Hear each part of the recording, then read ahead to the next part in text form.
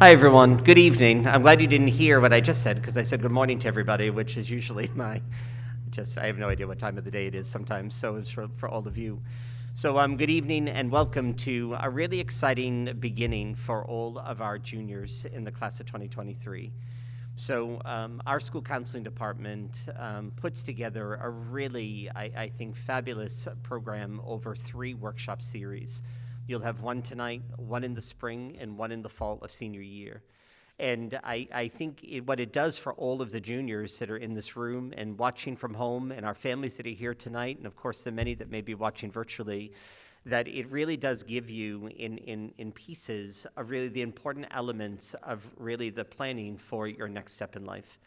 And I know the fact that for so many of you in this room, because when we watch our seniors, there's so much excitement, but there's also a lot of anxiousness and stress around it. But I will tell you this, that the ride that you're on over the next year of applying and exploring and identifying those schools that are the right fit for you, I think is such an incredible experience. And you know the fact that when you finally make that commitment and say, this is where I'm going to go, you know it's going to be the right place for you, and believe that. I wanted to share this really quick story with you because I think it just speaks to really this process. I always had in my head, I was a kid who had in my mind I was going to Boston University. That's what I wanted. And all through high school, that's what I wanted, and that's what I was going to do. My parents had a very different, kind of thought in their mind of what I was going to do. I ultimately didn't end up going to BU. And I got in, but I was not able to do it. And so I ended up going to Bridgewater State, and I will tell you that I went in kicking and screaming, that I was that kid who was like, this is not what my plan was. But I have to tell you, I knew as I got started that this is where I was meant to be. And I loved it, and I think so much of who I am as a person, who I am as a professional, all came from that experience I had at Bridgewater. So I just say it to you because as you go on this ride, you may think you know what you want, but as you start the engagement and the journey and the research, you may find that it's a very, very different place where you land, and trust the process. So without further ado, I want to introduce to you one of our school counselors who does a really great job of putting all of this together, Mr. Steve Goldman, and just a thank you to our panel, who I know you'll meet tonight, who have a lot of wisdom and experience to be able to guide you through the beginning. So thank you to all of you for being here tonight. So have a good night, everyone.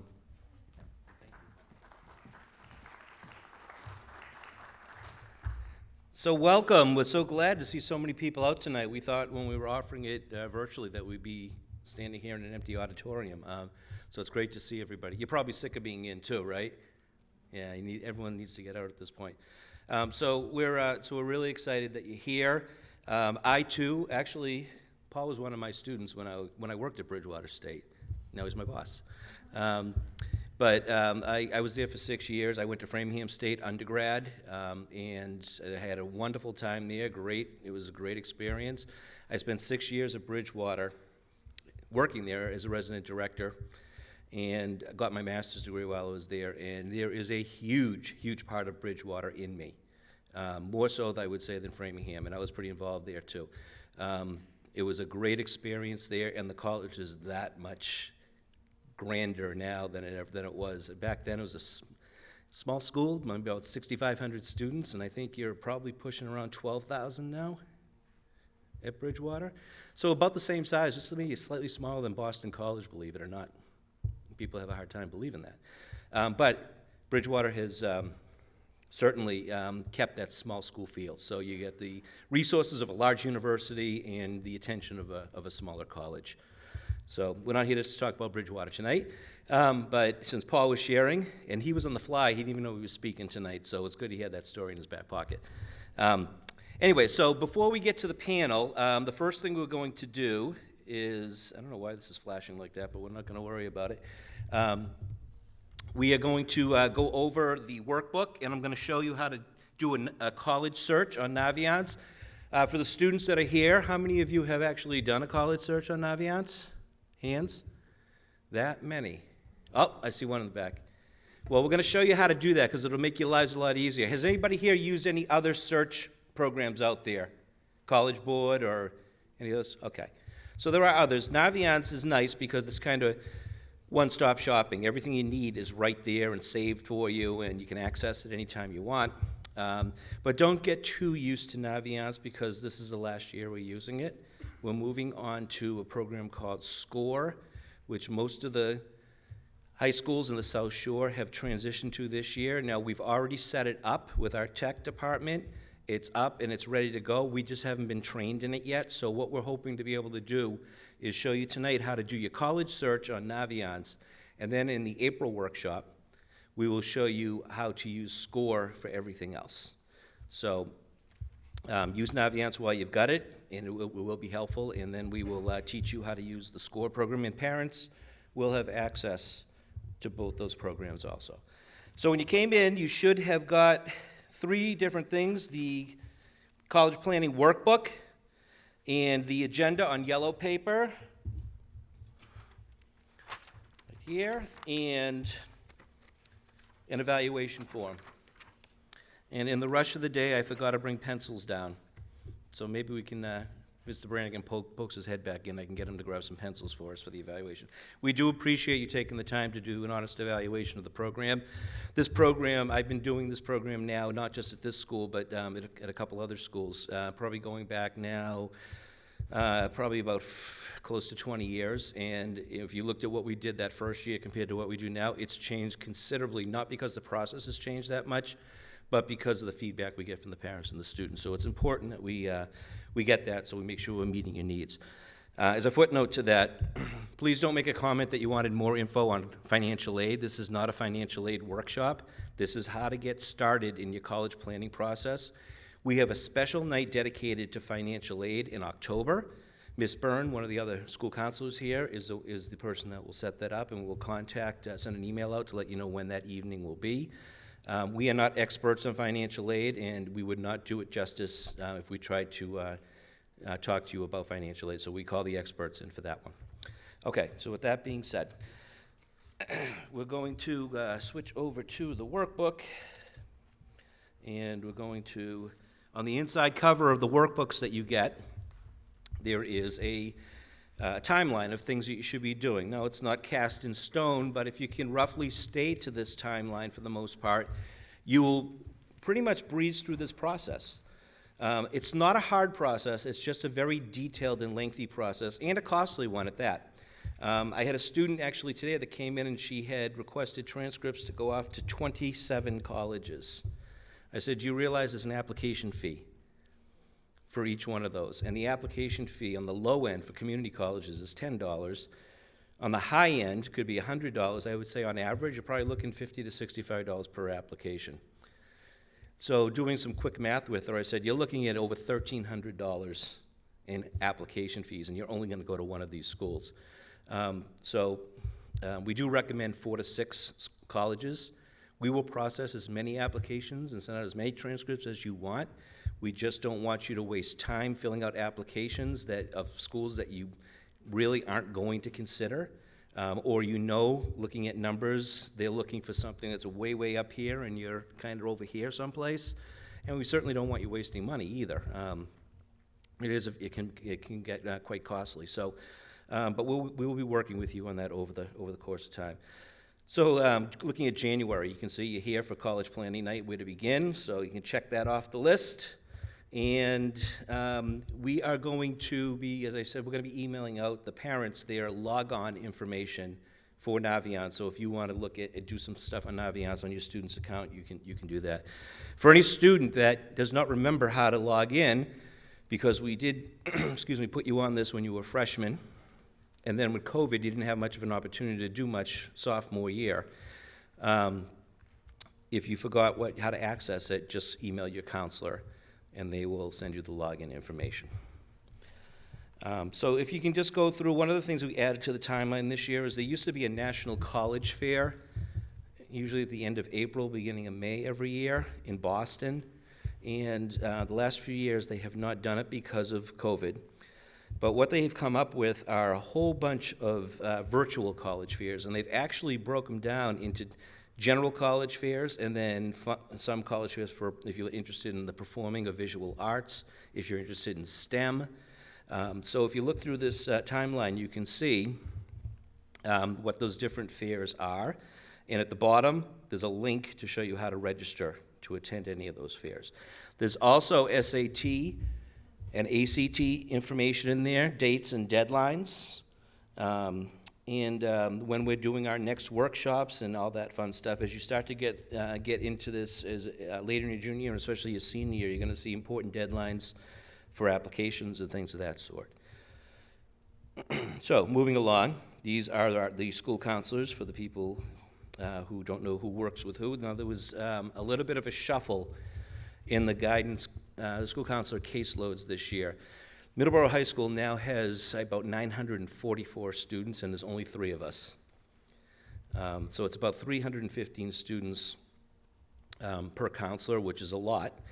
That piece aside, we used to do a straight break in the alphabet. Miss Byrne had A through E. Ash Barron had F through N, and I had N through Z. Didn't matter how many people fell within that. Well, it turned out Ash Barron ended up having, in this class here, about 92 or 96 students in the junior class. It was just almost half the junior class. Now, Miss Byrne and I weren't complaining about that, but it wasn't fair, and as much as Miss Byrne and I are the ones that gained the most, but we were the ones saying we have to even this out a little bit. So that's why there was a shuffle in the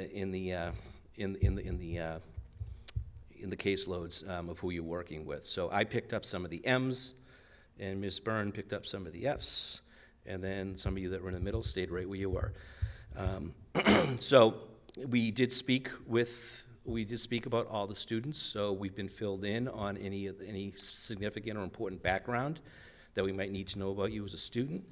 But if there's something you feel we should know, you haven't gotten to meet us yet, please make it a point to email or stop in and see us and set up some time so we can get to know you a little bit better.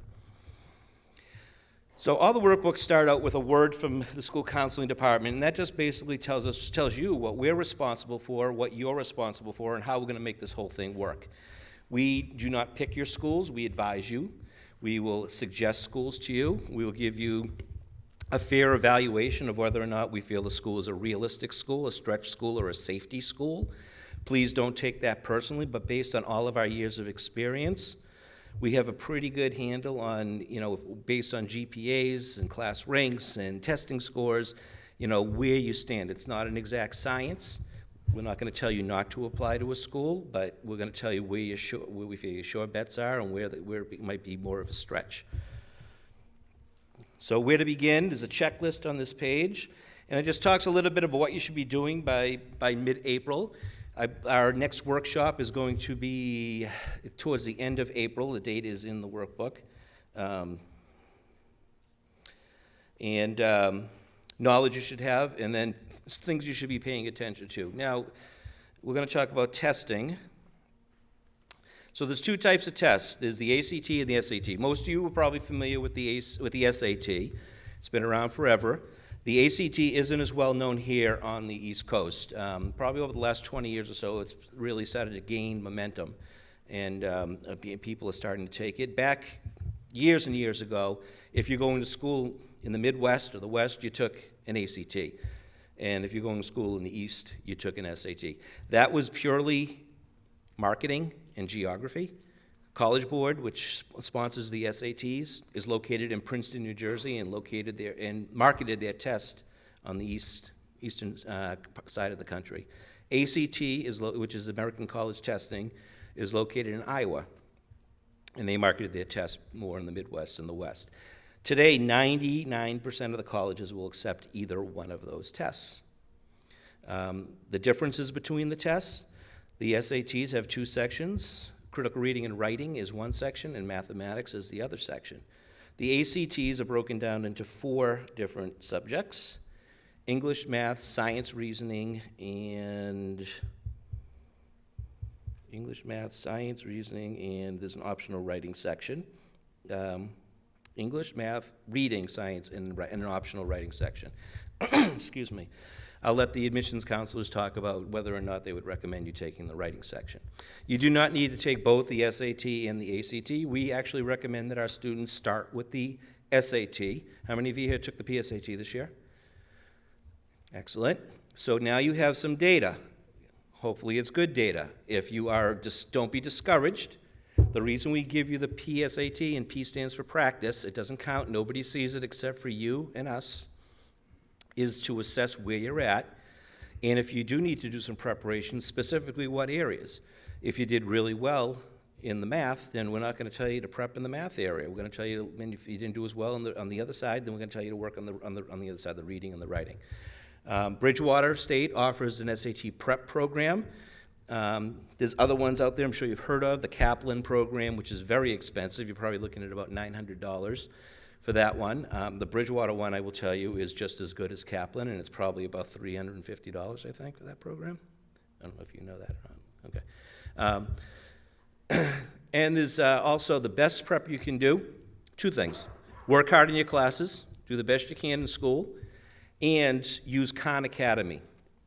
Khan Academy has a partnership with College Board. It's free, and College Board doesn't give you anything for free, where you can actually take your PSAT scores and link them in to Khan Academy, and it'll set up specific prep for you based on your PSAT scores.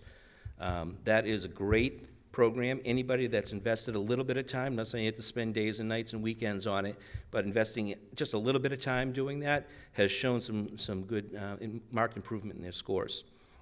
So start with the SATs. We recommend that you take your first SAT in May. March is a little bit early. Again, you want to get as much English and math under your belt before you take those tests. You want to, and the June test, you can do the June test if you have a major conflict and you can't be there on the May test. Let's say you have a game or something like that. Sure, take the June one. The only difference between the May and the June is by the time you get your June scores back, school will most likely be closed, and if you have questions for us, we're not going to be here to be able to answer those for you. But the May scores, there'll be plenty of time to do that. We recommend taking the SATs twice. I wouldn't recommend doing them back-to-back, so I wouldn't recommend doing a May and a June. I would do a May and maybe an October, or a May and a November. There's an August one, too. We're not a test center for August. We're a test center in May, and we're a test center in November. If you want to take it any other time, you're going to have to take it at another school. Now, the SATs are different from the PSATs, where you have to actually register directly with College Board. We registered you for the PSATs. We can't do that for the SATs. So you have to go into your College Board accounts, and you'll need a credit card, and you will need to register and select the school that you want to take them at, the date and the school you want to take them at. For those of you who were wondering about SAT subject tests, they no longer exist. College Board eliminated them last year, so that's one less thing you have to worry about. So let's say you take the SATs twice and you're still not happy with your scores and you feel you did adequate amount of prep in between the two tests. Then we would recommend taking the ACTs. It's a little bit of a different style of a test.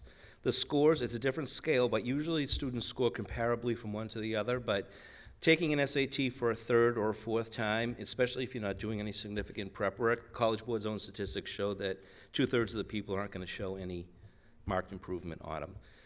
So we recommend doing something different at that point. Try the ACT and see if you do better on the subject-based test.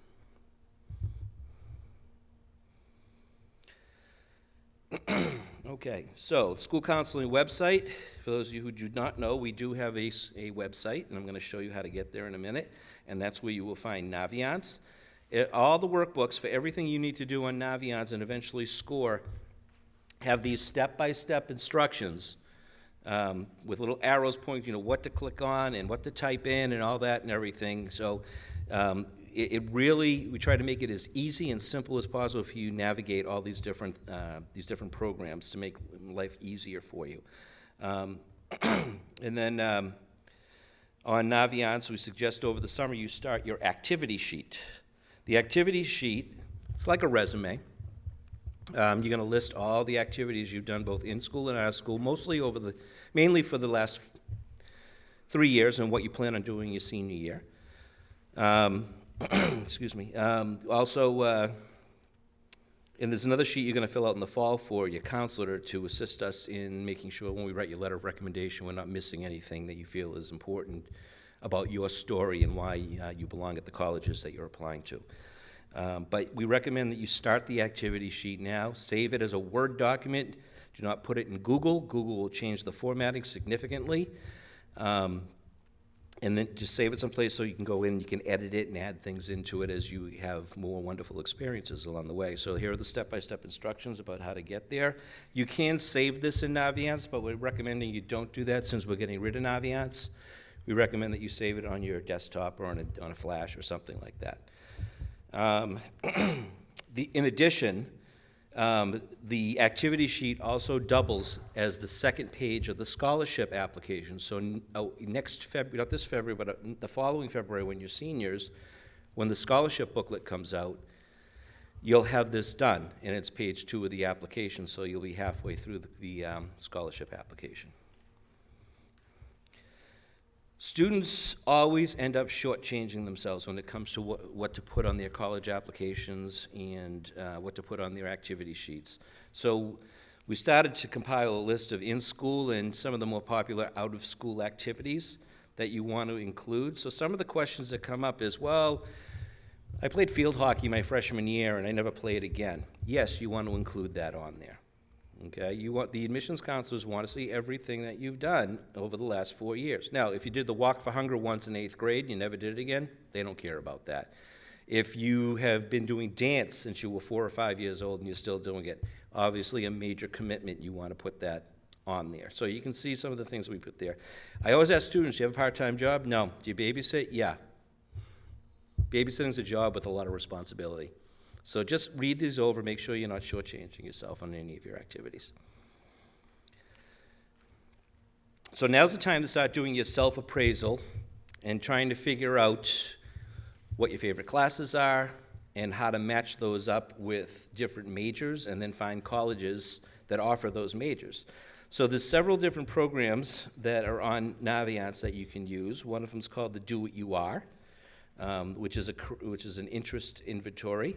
And then that one takes about 30 to 40 minutes to do. I would recommend doing that one.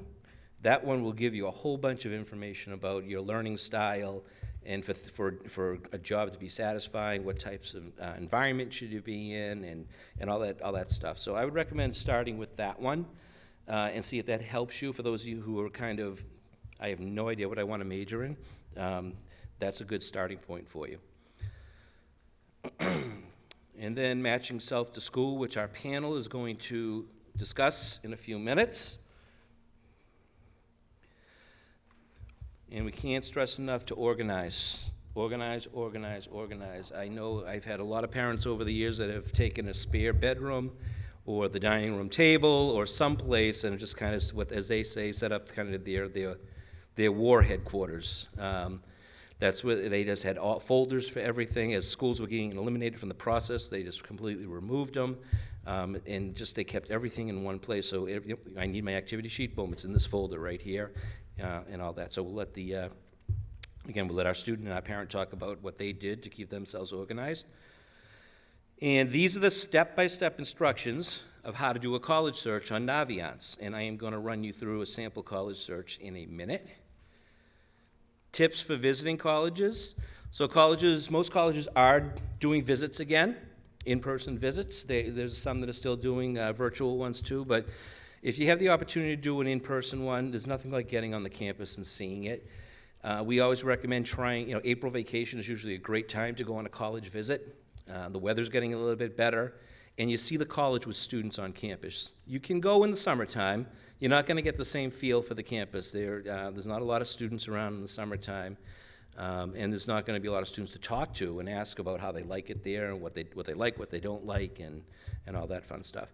So we recommend doing it. Now, if you're looking at schools that are a pretty significant distance away, obviously you're not going to be traveling everywhere and doing that. Excuse me, the universal deadline to put a deposit down into college is May 1st. So if you have done all your research and you're still interested in a school that's, let's say, out in California, and you apply and you get in, and you're still seriously considering it, maybe during a vacation period you can take a trip out there and see it, since it's one of your final schools on your list, okay? As I said earlier, speak to students. Admissions counselors are okay to talk to for basic information, but then a lot of them aren't close in age to you and have the same interests as you. Their job is also to tell you about the college. They're not going to necessarily tell you, oh, the bad part of our college is. They're going to tell you all the wonderful things that they're doing right now on those campuses. And I always feel I'm going to insult my admissions counselors when I say this, but as a former person that worked on a college campus, I understood that too. And you need to know what life is like after 5 o'clock on a college campus when everyone else, all the adults are going home. What's there to do on the weekends? You're there for the academics, no question about that, but if you're not happy in your social environment, that can have a significant impact on your grades and how you're feeling about being there. And again, we want you to make sure that you're getting as much information as possible, so when you put that money down, you're really sure this is where you want to be. Because the worst thing is if you have to transfer.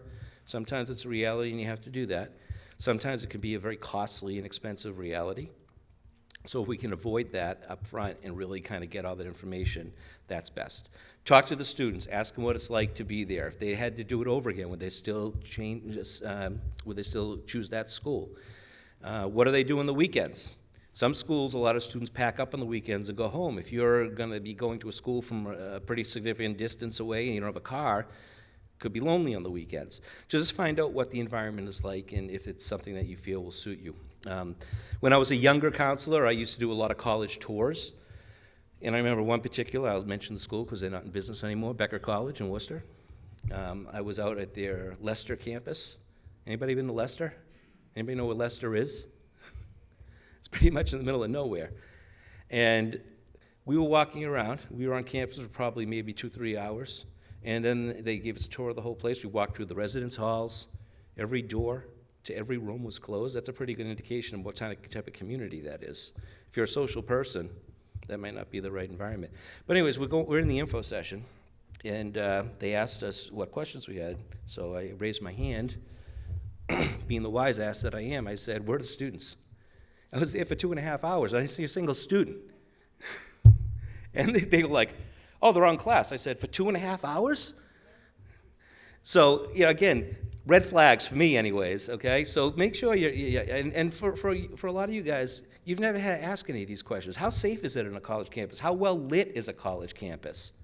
Those are all, is there a shuttle service at night? Those are all important things that maybe living in Middleborough you don't have to worry about.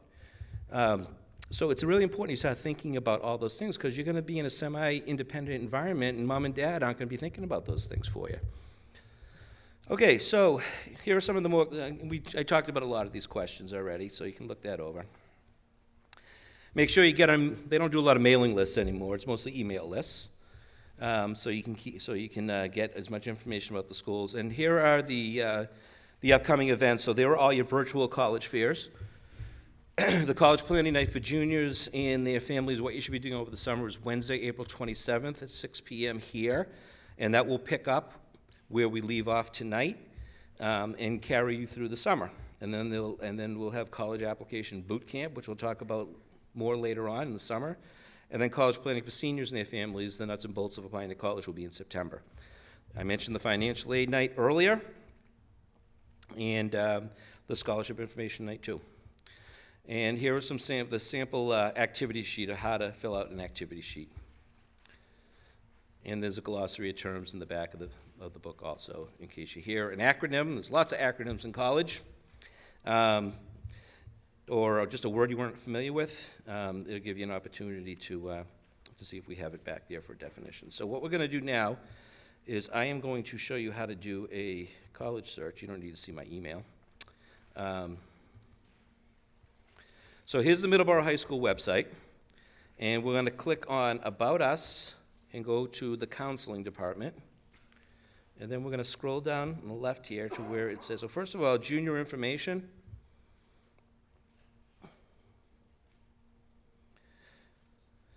Excuse me. So here's the workbook from tonight in the blue. That gold one is last year's part 2. So it will be updated. It's not a lot of updates other than dates and times and stuff, but it'll be very similar. And then the video from tonight, in case you want to review it or you have a friend that couldn't make it tonight, will be posted there once we finish up tonight. But let's continue to scroll down and go to the Naviance link. And we start off by putting in the Middleborough zip code. And we click on Middleborough High School, student. And there is our fictitious student, Ima. And what we're going to do, let me show you how to access the activity sheet. So this is the home page. So when you log into your account, you scroll down, and you're going to see document resources over here. And you're going to see 3 forms: letter of rec info sheet for teacher, letter of rec info sheet for counselor, and the activity sheet. The only one you need to worry about right now is the activity sheet. You click on it, and you open it up.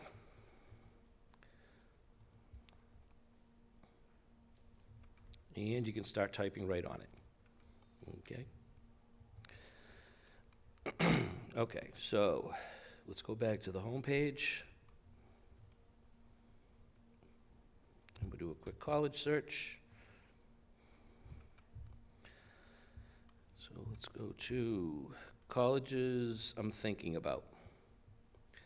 And then over on the left-hand side here, advanced college search.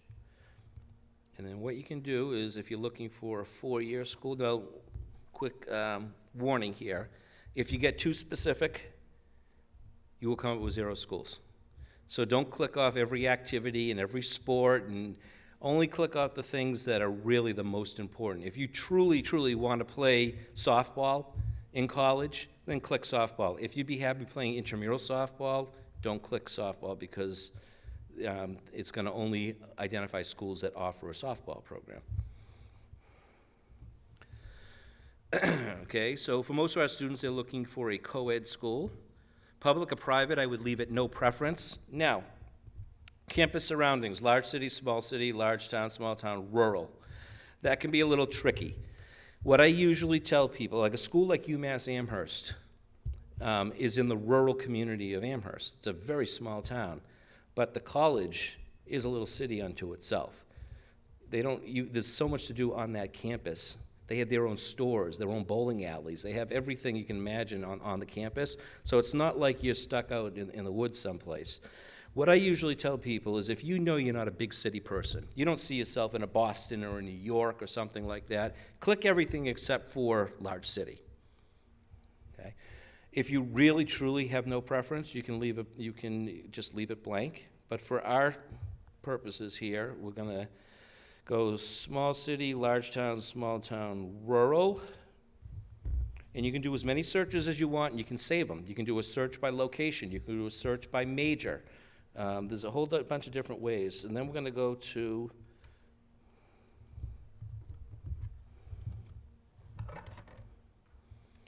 next.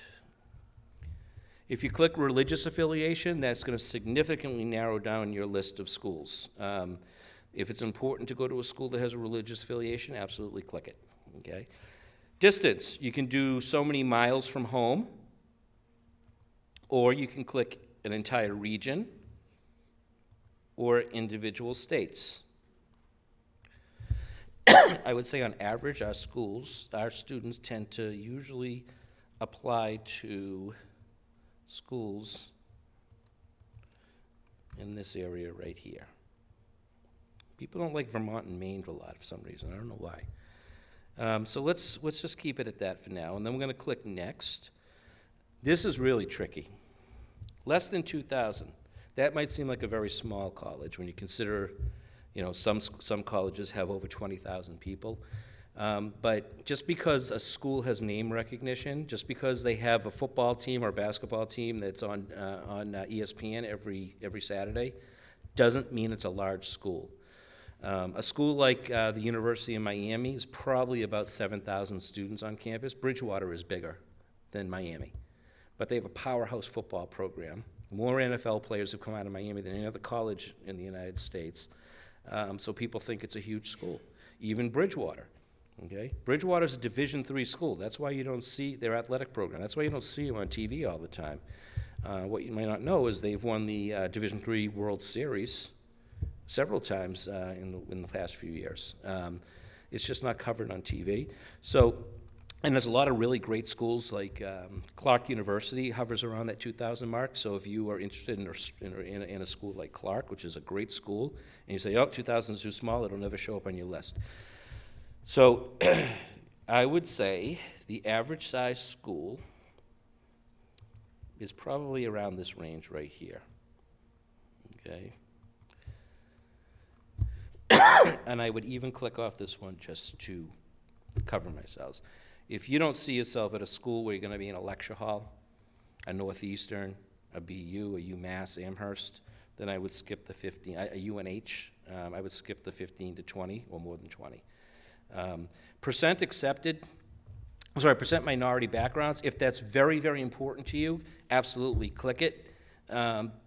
If not, I would leave it blank because it's going to, again, significantly limit the schools that show up on your list. Percent from out of state and percent male and female, I would skip those also.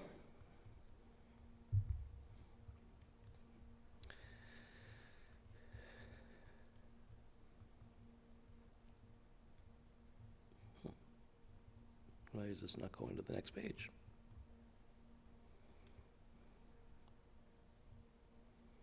Percent accepted. This is also a little misleading too, okay? Large schools have the opportunity to accept a larger percentage of students. Small schools can only accept a smaller percentage. So sometimes you say, oh, well, you know, if they take less than 25%, they must be a very elite school. No, they must be a very small school too. So I would leave percent accepted blank for now. You can always sort your list, your final list later on by percent accepted. Again, with the athletics, I would only click the athletics if it's absolutely a must for you to play at the NCAA level. If you're perfectly happy playing intramural or just getting together with your friends and throwing a ball around, I would leave that blank. Majors. So let's type in, oh, we'll put business in. How's that? And then we'll click go. And then it's going to tell you all the different types of business programs that you can apply to. So let's do this. Let's go business.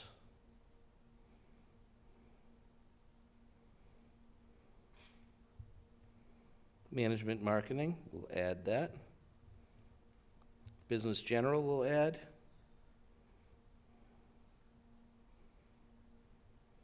Okay. And then we're going to go and we're going to type in, I'm thinking about psychology also.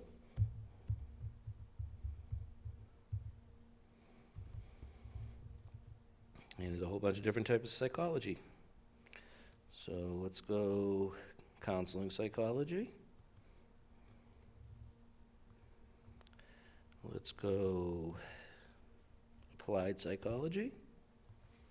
And let's find a couple more in there. Do this one. Oops.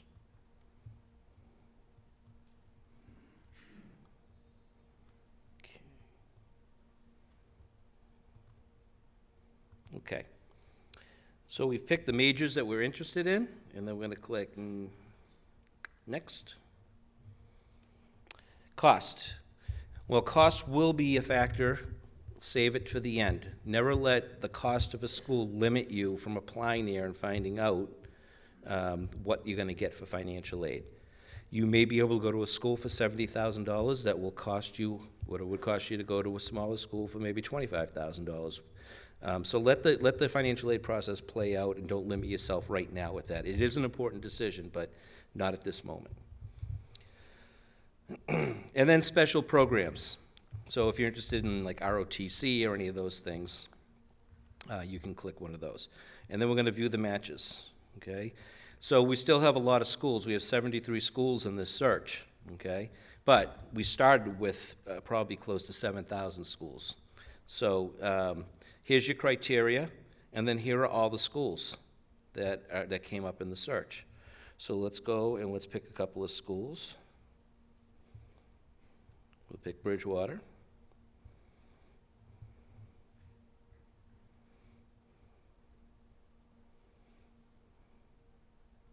And we'll look Stonehill.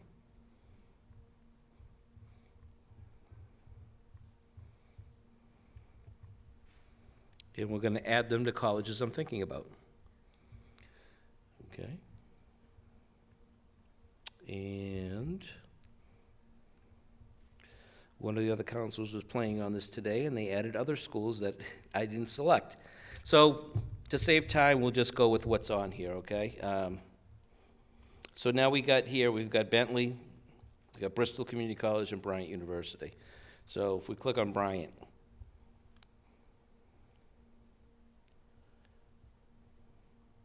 now it's telling me the other colleges were added. Now, this is not Bryant's website. This is still Naviance, but Naviance has a nice way of kind of breaking things down for you to kind of get more information about the school. They have a virtual tour you can click on. If a question, you can click on communicate and send an email to admissions counselor. And then you can see what the student life is like. What do they offer for extracurriculars on campus, clubs and sports, the admissions, what they're looking for, what the costs are, what their deadlines are.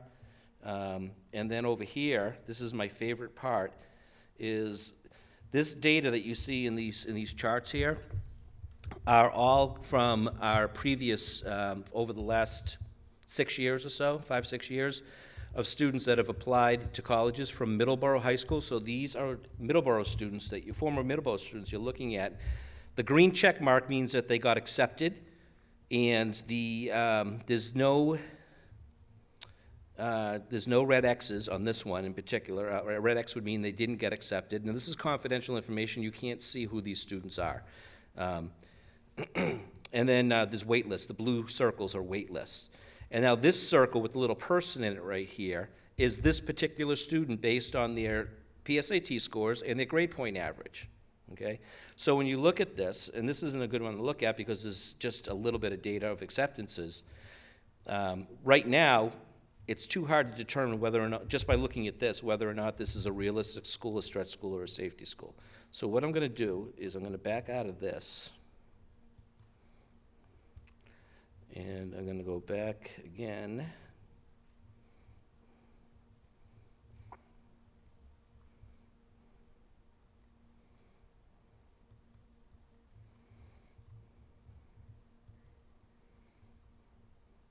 Colleges I'm thinking about. Okay. Oh, it's still not there. So I'm going to add a college to the list.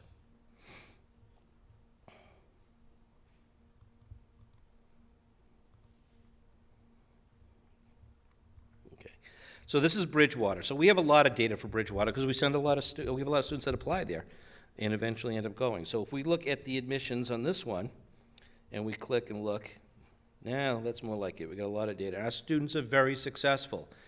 I think since I've been here, this is my 6th year, I think I've had maybe 3 students that didn't initially get into Bridgewater. And the nice thing was Bridgewater didn't actually reject them. Bridgewater said, go to Massasoit, and then we will gladly take you. So they actually weren't rejected.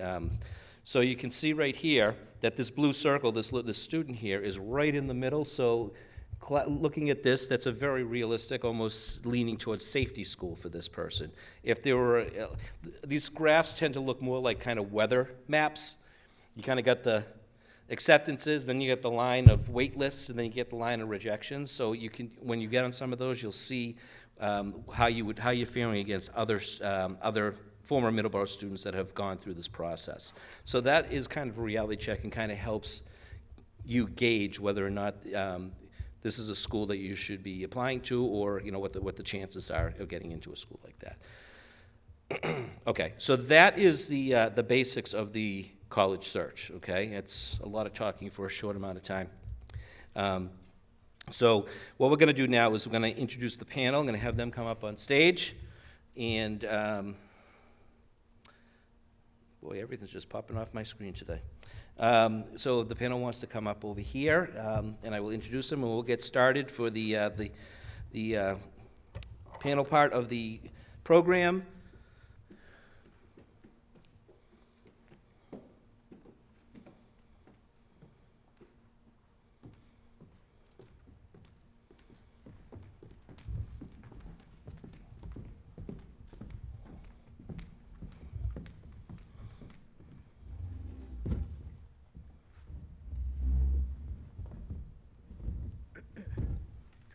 Okay, so,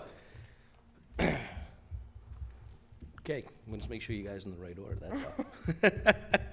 From Bridgewater State College, we have Shannon Fernando Cole. Shannon is an old pro. She's been doing this for, what, how many years now, Shannon? Probably 5 or 6 years. Yeah, I think since I started doing this, yeah. So Shannon is very familiar with our students here in our school and has been a great resource for us. Sarah Thomashower from Stonehill College. This is her second year with us. This is her first year in person, because last year we had to do this virtually. So she is a wealth of information, and we do send a lot of folks over to Stonehill also. And then we have Jamie Reagan, whose daughter Emma just went through the process. So she is our parent, who's going to talk to you a little bit about, from her perspective, what she did, how much she got involved when she kind of stood back. And Olivia Rusciano is a senior here at Middleborough High School, and she is Penn State? Mm-hmm. Going to Penn State next year. She has did a wonderful job with this process. She really cruised right through it, made me feel useless as a counselor. So this is our panel, and first thing we're going to talk about tonight is matching yourself to the school, and we're going to go with Shannon to start off as the admissions counselor, how she feels you should best prepare yourself in that area. Good evening, everyone. Can you guys hear me okay? Great. So obviously, as you can see, there are tons of schools to search through. So I always say having a good idea of what you're looking for, in terms of size of the campus, maybe area, geographic location is a good way to start. And the best way to kind of set apart the schools, because obviously on paper, everything is going to look pretty much the same in terms of what they're offering. So going to visit the campus itself, getting a feel for what the campus looks like, can you picture yourself there? Talking to the students and seeing what they have to offer is really going to be one of the biggest components to help you figure out what school might be a good fit for yourself. Obviously, if you do have a preference of public versus private, large school versus small school too, take those things into consideration, and cost as well. Cost is definitely something that, as Mr. Goldman said, don't rule it out, but also it's okay to be realistic if you know that it's not something you're going to be able to afford. It's okay to look at other options as well. But again, I always encourage students to visit as much as possible. You guys are juniors, so you have plenty of time to be checking out those schools throughout February and April vacation and throughout the summer as well, and even into the fall. So you do have ample time to really kind of feel out what those schools are actually like in person. Great, thank you.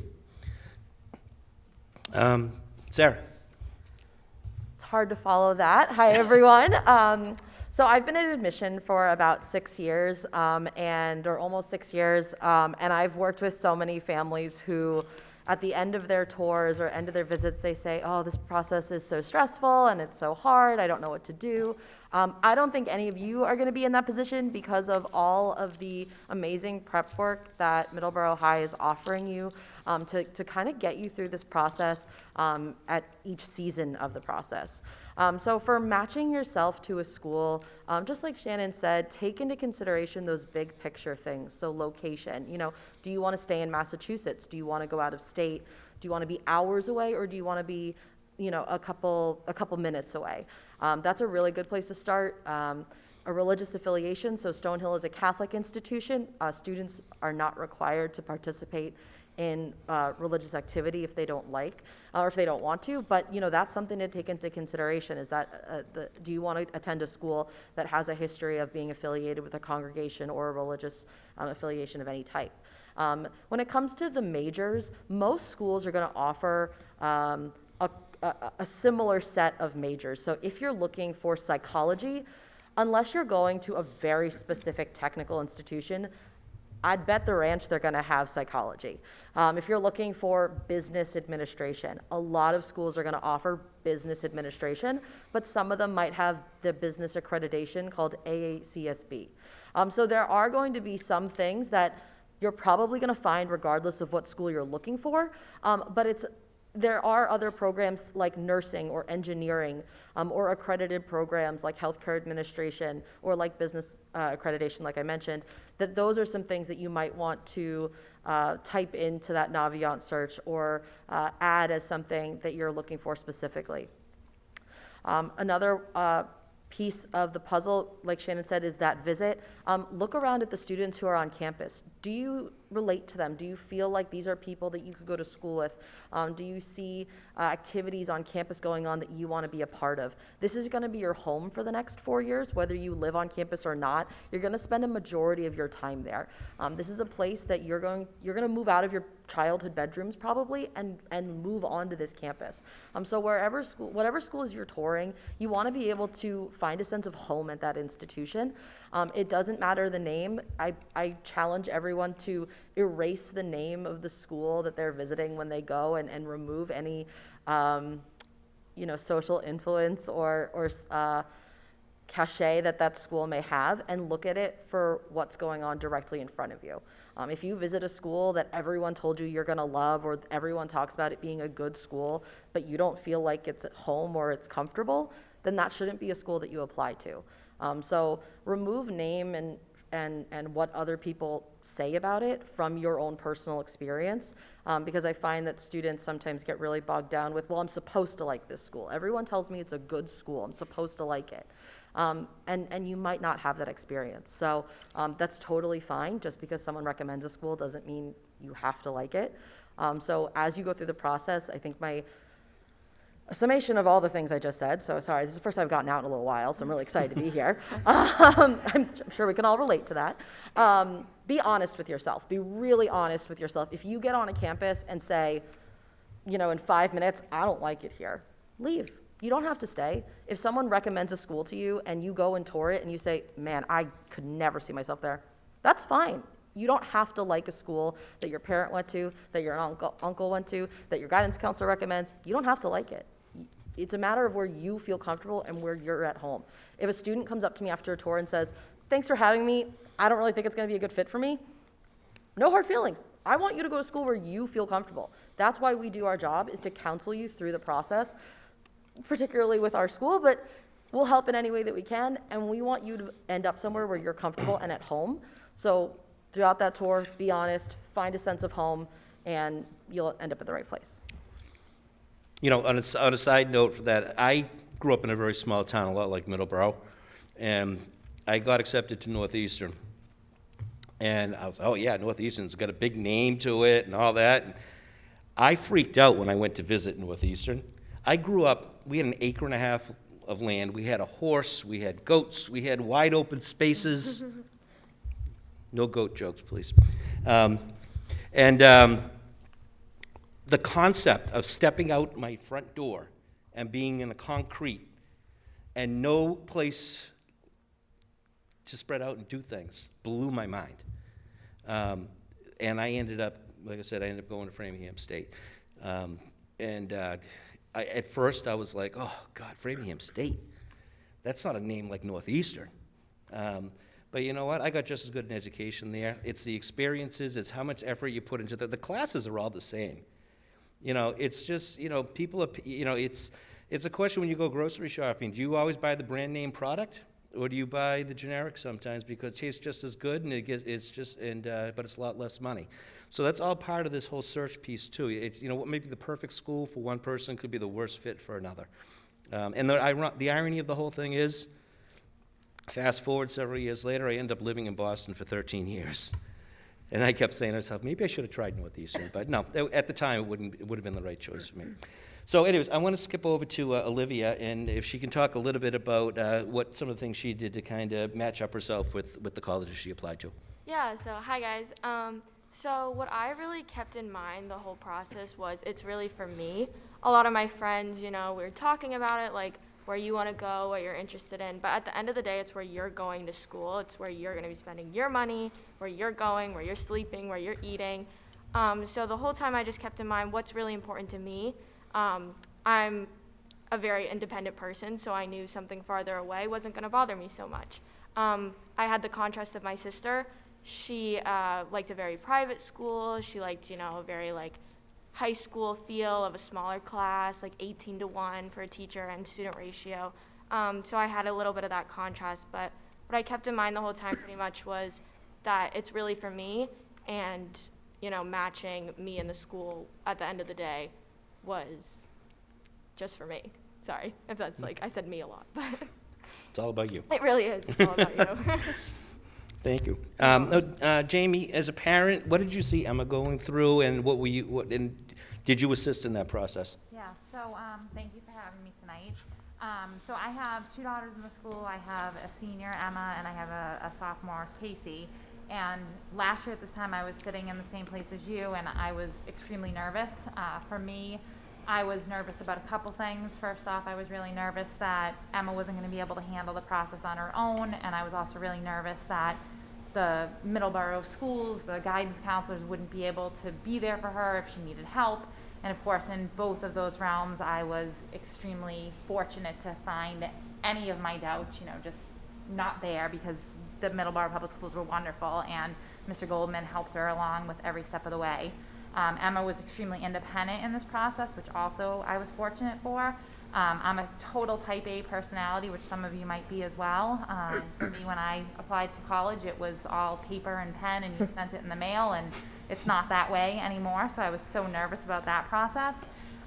My biggest takeaway after really sitting in all of these meetings and all of these parent nights was kind of 2 things. First off, I wanted her immediately to sign up for that college boot camp, which I think Mr. Goldman and Liv might talk to you a little bit more about.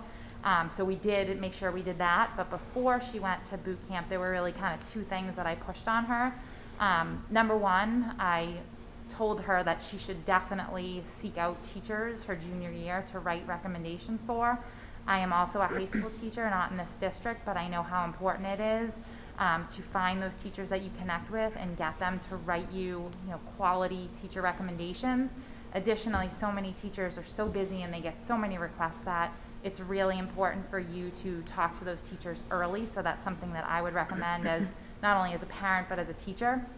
And then the second thing that I recommended to Emma, and fortunately she did take my advice, is I wanted her to look at the essay prompts early and get a draft of her essay done even before college boot camp. And she did do that. So she started to look at the essay prompts in like June of her junior year. She never showed me any of her drafts. I never saw anything that she wrote. I knew the topic that she wrote about, but she just kept it private, and I was fine with that. The reason why I felt that that was so important, especially for our family, is my senior, Emma, she does work over the summer, 5 days a week at a camp, and I knew she would come home from that summer camp at 5 o'clock and be exhausted, and as much as she said she would be doing her essay, there's no way that that was going to get done. So she had that complete with her to boot camp when it started, which meant when they were given the time to work on it, she was more working on her revisions. So that's another suggestion that I would give to you, is that to really look at those essay prompts early, decide on your topic, and if you can get into boot camp with those, a good draft, a solid draft of your essay, that's something really good. Another thing, go see your counselors. They're available. Emma would tell me that she would email Mr. Goldman frequently. He would always get back to her, and if he didn't, she would swing by his office to harass him. So definitely do that. We did visit some schools last year as well, which was great. Emma kind of narrowed her choices down to about 8 schools, and her plan was to apply to those schools early action, which she did. We were able to visit a few of them last year, but not all of them because of COVID restrictions. So essentially, the colleges that we didn't get to visit this past year, we've said that as she got into them, we would then visit them. So that's where we are right now. And she's got a lot of colleges to choose from, and it's about where she wants to go, as Liv said at this point. Thank you. Maybe for our admissions counselors, if we can talk a little bit, there's always the debate, public and private. If you can talk a little bit about the difference between public and private schools. So Stonehill College is a private institution. Like I mentioned, we're also religiously affiliated with the Congregation of Holy Cross, but that doesn't really play a role in our admissions process at all. I think we'll probably go back and forth a little bit, but I think one of the things with private schools that's going to initially be different, usually the first thing that is brought up in conversation, is going to be the price tag.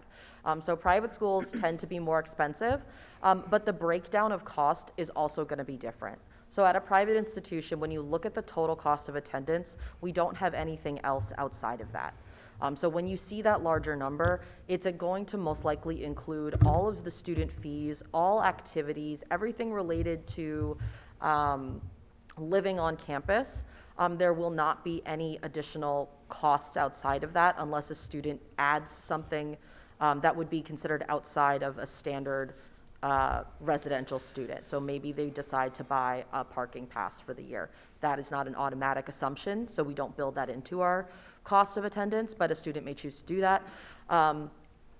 Additionally, we are also able to offer a little bit more financial aid that might look different than what a public school can offer. So we may be able to offer grant money or additional financial need-based aid that is not related to federal money. So there are some differences in terms of cost, but like Mr. Goldman said, you don't want to write any school off initially because of cost. You always want to see how that financial aid process plays out, because you never know what you may qualify for, because what your need might be at a private school will be different than at a public institution. And for public schools, typically when you're looking at cost, you're going to see tuition and fees. So that's important to look at, especially with all the state schools. A lot of students will get really excited because they got the John and Abigail Adams scholarship, and that covers tuition. For Bridgewater, tuition is $910. The additional fees are where it gets a little more pricey. So that is definitely, again, as you mentioned, one of the biggest differences. Another difference is in the admissions standards and the acceptance process. So typically with the state schools, we are following strict state guidelines. So we are not able to be as flexible with those admission standards. If students are not meeting those specific requirements, we are not able to admit them.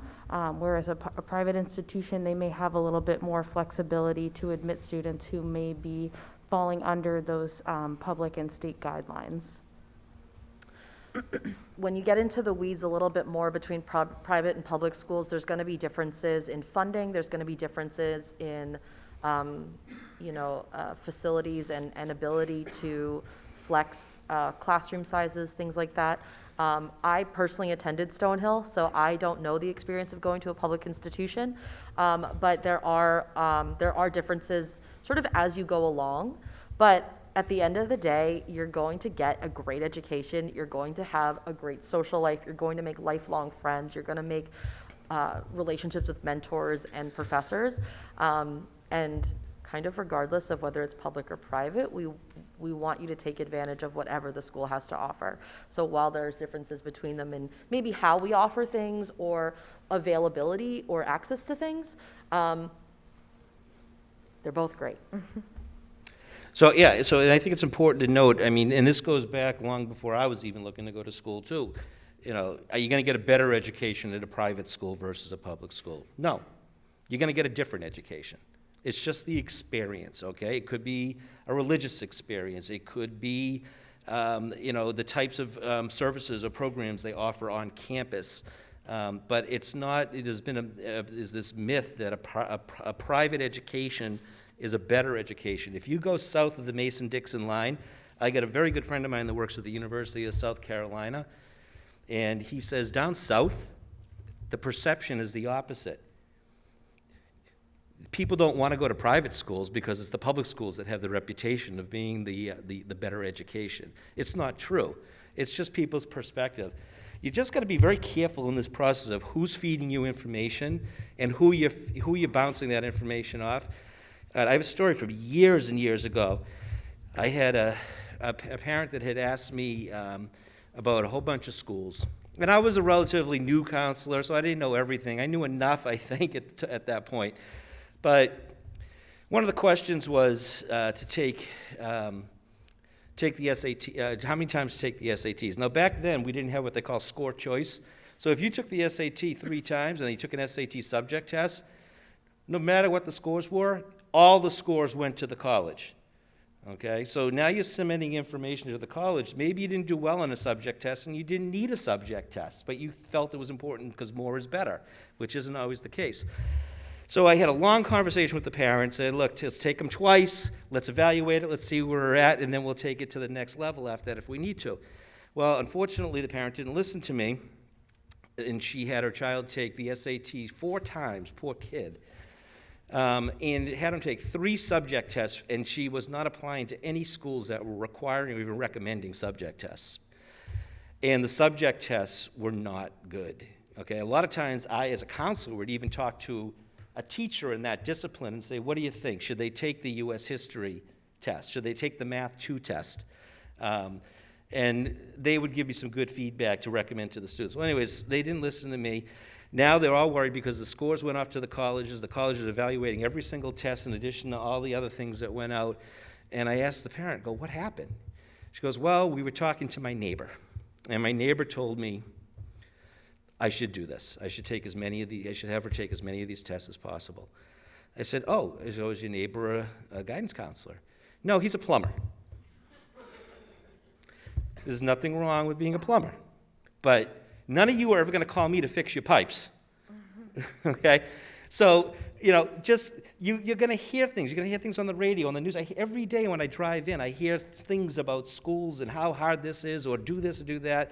And I'm like, oh my God, who's feeding this information? Talk to the experts, whether it's the college folks, whether it's somebody in the school, a counselor, a teacher. Talk to the people that know. Okay, even a parent or a student that's there right now or who are just gone through the process, talk to them so they can share that information. But don't buy into what we call in our office the panic shopping. Okay, there's enough stress out there and enough to worry about. Let's cut through all the stuff that's not important and get to the stuff that is most important in here. There's a lot of great schools, both public and private. So let's move along to the interview and the visit. Now, I know that Jamie kind of covered a little bit of everything already, but that's okay. Appreciate that. So let's talk a little bit about the interview. I can tell you right now, not a lot of colleges do interviews anymore. That's kind of a thing of the past. There are some smaller schools that really want to get to know their students, and it's important for them to get to know their students, so they do want to do an interview. If you're ever applying to a school that is offering the opportunity to come in for an interview, don't be nervous or scared about it. The thing you have to remember is that you are interviewing them as much as they're interviewing you, okay? Yes, they want to know about you and what you're going to bring to their school, but who's paying for this? Who's the customer here? You are. You want to make sure that you are getting the best bang for your buck, and you want to make sure that they're going to be offering the things that are going to be important to you. So we in our office do spend time with students that are going on interviews if they come and see us, and we will put them through some very low-stress mock interviews and just cover the basic questions that they need to be prepared for. And the most common question is, tell us a little bit about yourself. And that freaks everybody out. It's not a trick question. I'm 17 years old. I play football.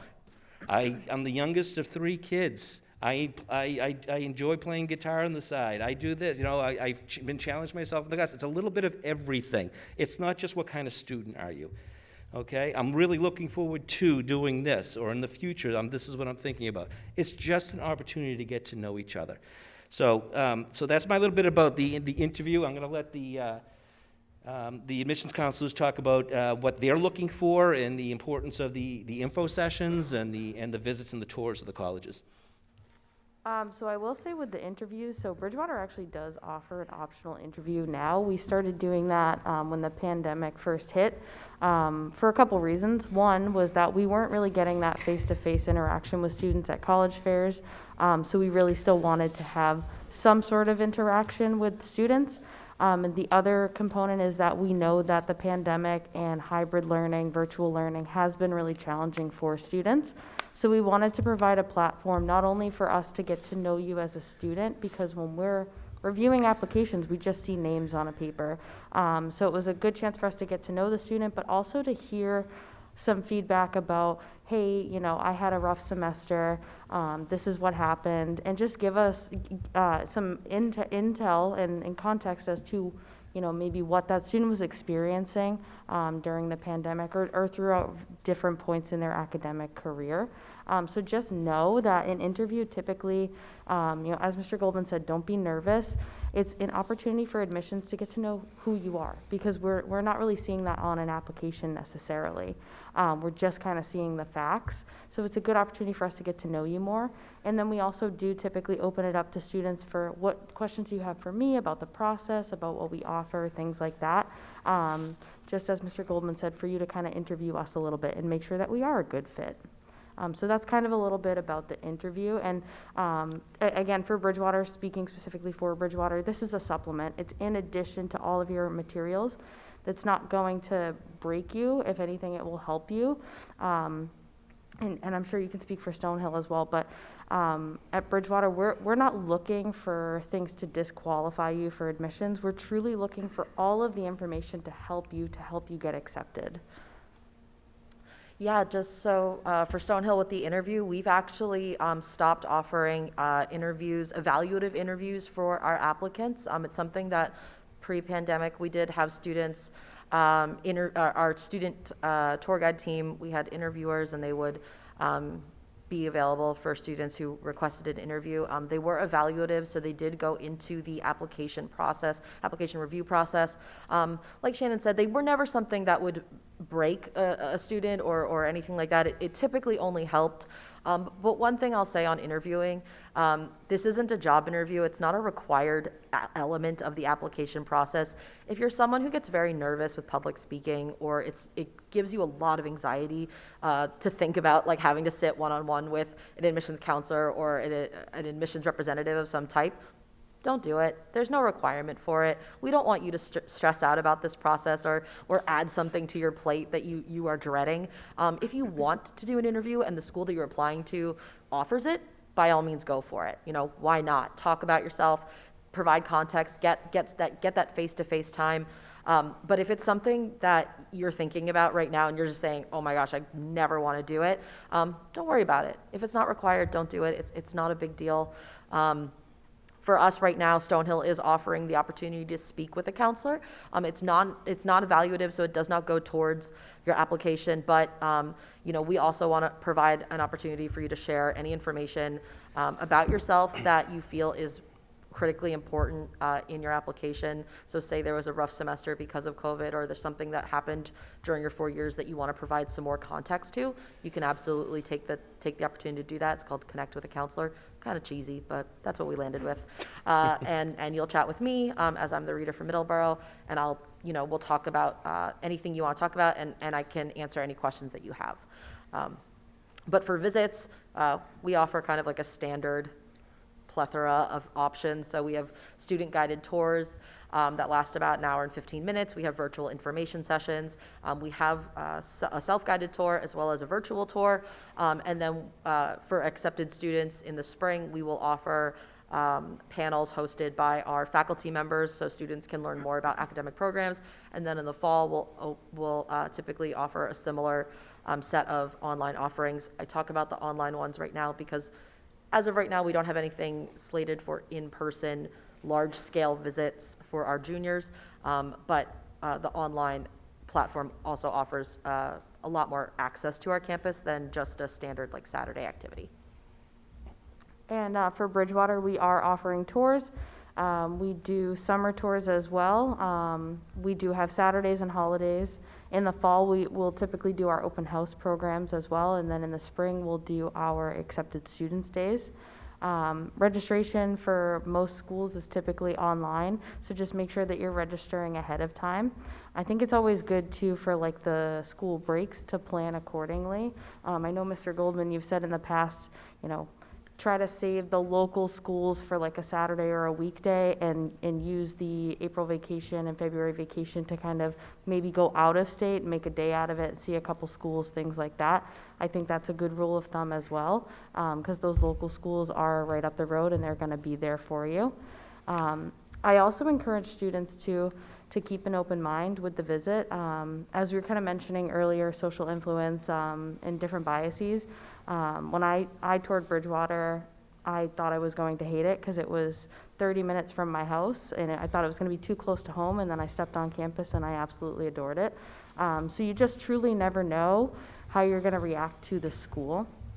And then also, we obviously live in New England, so weather happens, and sometimes that can influence and impact your emotions and feelings walking through a campus. So I always encourage students, if you think you had a bad experience and maybe weather might have influenced it, maybe give the school another shot, just to kind of see if the weather maybe influenced your mood that day as well.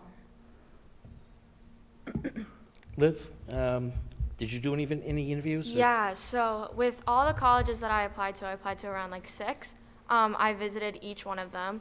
What I can't stress enough is taking the time to visit once, twice, maybe even 3 times if you are able to, because the first time, you may step on and you'll be like, oh, I love it, it's great. And the second time, at least I had for one college, I didn't enjoy it so much the second time I went on. I realized, what, this really isn't the best fit for me.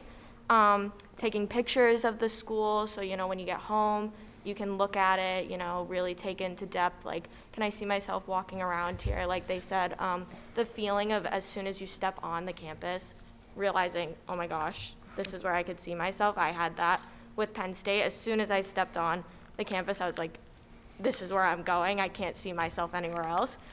So really taking the time to go in with an open mind, visiting as many times as you can. Picking up pamphlets was a really good thing. It might sound cheesy, just, grabbing the pamphlet. But the amount of information they have, at least for Penn State, they did a virtual week where they had Google Zooms, where they just went over the school, the programs they offered, their application, their website. Just little things like that took into account really focusing on you was something that I really picked up on and appreciated when visiting each school. Good, thank you.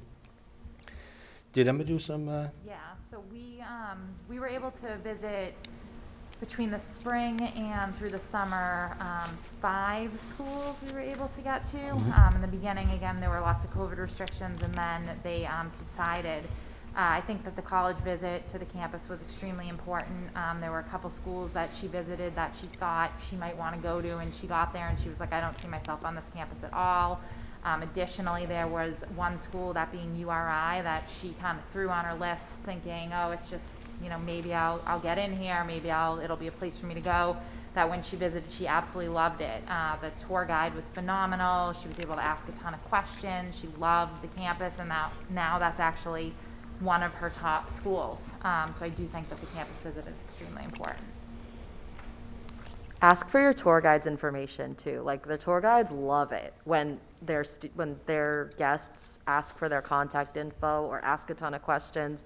I promise, you might be like, oh, I'm that kid asking a lot of questions or anything like that, but the tour guides love it. Like they come back from tours and they're like, oh my gosh, this family was so engaging. I learned so much about them. I hope they come here. So be that family on a tour that asks tons of questions and asks questions to the guide and gets to know the people on tour. The guides live for it. They're just so excited about it. So I know it might be intimidating, but I promise they love it. They love it so much. the tour guides actually become experts in walking backwards. Yeah. Because they love answering the questions as they're bringing you around campus like this. And even talk to students that aren't part of the official tour. If the weather's nice, you're gonna see people hanging out in a quad someplace or throwing a ball around, or, hey, how do you like it here? They love talking about their school. And they're not working for the admissions office. These are just the general, random, everyday student there will tell you the good, the bad, and the ugly. And a lot of times they say, you know what? Wasn't what I thought, but I like it here. I'm not going anywhere. Did you talk to anybody, any of the students? Yeah, so I got the chance of having my lovely parents go up to people sometimes and asking students while I stood in the corner. And they gave the most honest opinion you could get possible. They'll tell you the good, the bad, the ugly, what they like, what they don't like, what to consider. And it's really the best part because you get such an unfiltered response. And it's, especially if you just bring it up to them while they're just sitting, at like a quad chair. If you're just like, how do you like it here? They give you the most honest response, which is, to me, I value that a lot to get such an open and very freeing Yeah, you know, you're getting the real deal when you do that. So for Heather and Sarah, Shannon and Sarah, sorry about that. Shannon and Sarah, I'm going on a college interview. Do I need to buy a suit? What should I wear in an interview? So you definitely don't need to, wear your Sunday best, but I definitely think wearing appropriate attire. I wouldn't show up to an interview or even a campus tour wearing my pajamas or something like that. Definitely just make sure that you are kind of dressed appropriately. Even if it is like a t-shirt, just make sure, you just look presentable. And I would say that's kind of the standard. In my opinion, I don't know if you agree. Yeah, same. Jeans and a shirt is totally fine. Just imagine what you want to present yourself in. One thing on here that I will say, you don't need to bring a copy of your unofficial transcript. Most colleges can't accept it if a student hands it to them. Transcripts need to come directly from a college for us to be able to evaluate it for any reason. If you want to bring it to show us like your class list or something, we could look at it for that reasons, but we can't accept college transcripts at the time of an interview. So you really don't need to bring anything except yourself and questions. Now, if a student brings a transcript just to say, hey, these are some of the classes that I've taken, is this what you'd be looking for? Would that be an appropriate thing to do? We're pretty limited, from Stonehill's standpoint, we'd be pretty limited on evaluating a transcript that was placed in front of us. We'd only be able to kind of say like, that looks great, or I'm glad that you are enjoying your classes. We can't necessarily evaluate it if it's what we're looking for or not. That's pretty much the admissions process. We unfortunately would just be in a position to kind of list off like, we're looking for a student between blah, blah, blah, some facts and figures that are kind of probably not what you're looking for. So, if you have questions or concerns about where you might fit within a profile of a school, feel free to reach out to our offices and we can talk about that on a more individual basis. And if you are going on a tour, or somebody takes the time to actually sit down and speak with you, whether it's on the phone or in person, a thank you note or an email, something, just recognizing they took some time to talk to you, those things all go into their admissions file, don't they? They do. I actually save every thank you note that I get on my bulletin board in my office. So if you walked into my office, you'd see dozens of really nice notes that I've kept from my 5 years in admissions. Just make the best impression you can. And I will say too, it's not, I don't get a ton of them, so when I get them, it really does stand out to me. And even just if it's a follow-up email, hey, thanks for chatting with me. And a lot of the times too, if I meet a student at a school and they have a particular question, I'll say, hey, please follow up with me in an email, because now I'll have connected you to that school. I'll know that we had that interaction, and I'll know now later on when you email me the exact person that I'm talking to, so I can help you specifically.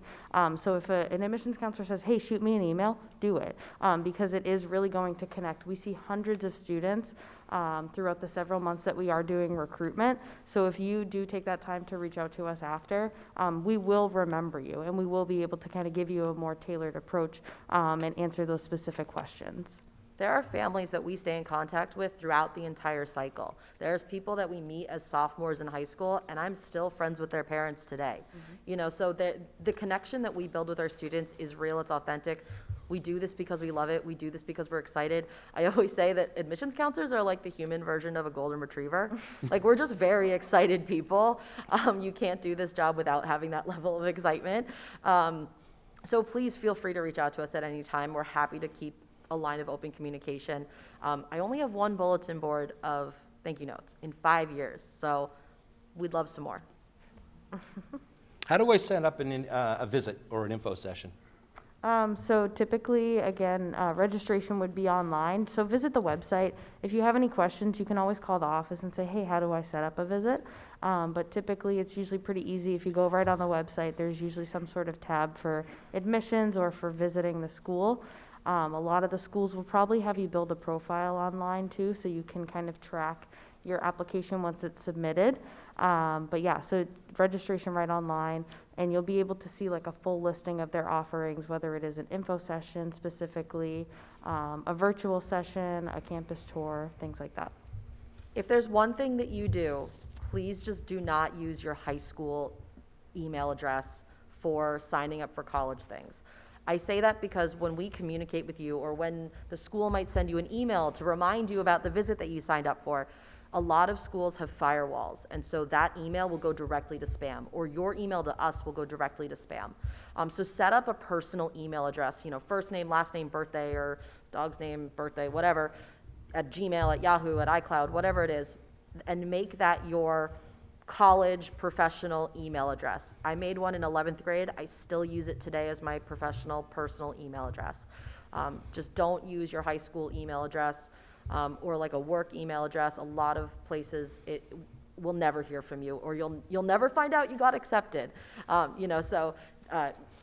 email address that you're using for College Board, for signing up for a tour, for signing up for an interview, whatever it is, make sure it's an email that you can always access, that doesn't have any firewalls in it, and that is going directly to you. And a lot of the times too, the school email does shut down after a certain point, so you may miss important information. And I will also stress the importance of a professional email when you do create your own, and also emailing professionally and using proper etiquette. I've had a lot of students in the past year and a half that are like Dragon Slayer, and then they'll just be like, hey, did you get my app? And I'm like, I have no idea who I'm talking to. So if you can create a professional email and then email us and say, hi, my name is so-and-so, can you please check the status of my application? That is much more helpful to us. So definitely keep that in mind when you are creating those email accounts. Also, just beware of your social media too. There are admissions counselors out there that sometimes tend to get on some of the different apps out there. See, I wonder what this person's up to. And if they see a party girl out there, or inappropriate language, or things of that sort, that might not be the best impression. It's a very social media world today, I get it. But just remember the importance of this. It's not as big an issue now. Our firewall, we've worked with our tech department to try to eliminate as many of those issues as possible. We did have a lot of problems several years ago, and we haven't had that many now. But to what these folks were saying over here before, when you graduate, shortly thereafter, your email here at Middleborough is going to be shut down. And if that's the email address that they have, and they're trying to communicate about freshman orientation and upcoming events and things of that sort, you're not going to get those messages. So yeah, set up something that's just as simple, maybe first name, last name at hotmail.com. Something as simple and as least offensive as possible. You'll probably end up using that for a lot of other things later on in life. Can I just say one more thing, too? Go ahead. We obviously love our families and parents, but please, as the student, utilize your own email, because those are communications specifically intended for you. And we can set up separate emailings through like family services for parents. But those I know sometimes we have parents that say, well, my student doesn't check their email a lot. But this is going to be the start of their process, an independent journey. So it really is a good opportunity for you to exercise checking your email more frequently, and utilizing those professional kind of techniques. So definitely, again, parents and families, we love you guys, but the student needs to be the one utilizing their own email for this process. And it's an important habit to get in now, too, because as we get more and more into this college process, the school counseling department sends out a lot of emails to juniors, especially once you become seniors, of important dates and deadlines, not just college dates and deadlines, but we have deadlines to make sure we have enough time to adequately prepare all the records, and there's a lot of forms we need to fill out. If you want us to write a well-thought-out letter of recommendation, you don't want to dump it on us a couple of days before the application is due to the college. So we send out a lot of reminders. I spend a good chunk of my summer going through Naviance and setting up all these emails so they are automatically preset to go off and remind you need to get things in or check on certain things. So please start checking that email. I would say, just like you would check your text messages, check it every day. I'm not saying check it every hour, but check it every day. Your teachers are starting, as I'm sure you know, are starting to use it a lot more too, as far as communicating important information. So it's really important that you that the communication piece is in place. The other piece too is, I know you guys do like to talk to families as a whole, but it is important as you, as the student, as the candidate, to try to take the lead in that, okay? If your parent, if your mother or your father is going to make every phone call for you and every email for you, that's not sending a good message either. And you really need to learn how to, in a controlled environment, how to start taking the lead on that, because next year, or the following year when you're off at college, mom and dad aren't going to be there with you. So if you have to contact somebody at the college, it'd be nice to have that practice on knowing how, and the comfort level of knowing how to do that. Many admissions counselors, myself included, if we get an email from a parent requesting an interview, I will respond with, "Thank you so much for your inquiry. Please have your student reach out to me directly." I'm not going to schedule an interview with mom or dad because you're not the one applying to college. We read a lot of applications and we have a lot of communication that we know mom and dad wrote, and it's not great. It's not starting off on a good foot. So, students, it's hard to get the energy to write an email. I totally get it. I have to do it every day to get the energy to write an email. We're very nice people. Just email us. We can work with you. Don't let mom or dad do it for you. And now we're going to move along to the essay, the application and the essay, and actually just kind of to go off of what you were just saying, Sarah, the essay, and we'll talk more about this throughout the rest of the year. The essay needs to be written in your own words. These guys are not stupid. They know when an adult has written something versus a teenager has written something. The application boot camp, your teacher is going to work very hard to make sure that you guys have well thought out high school level essays.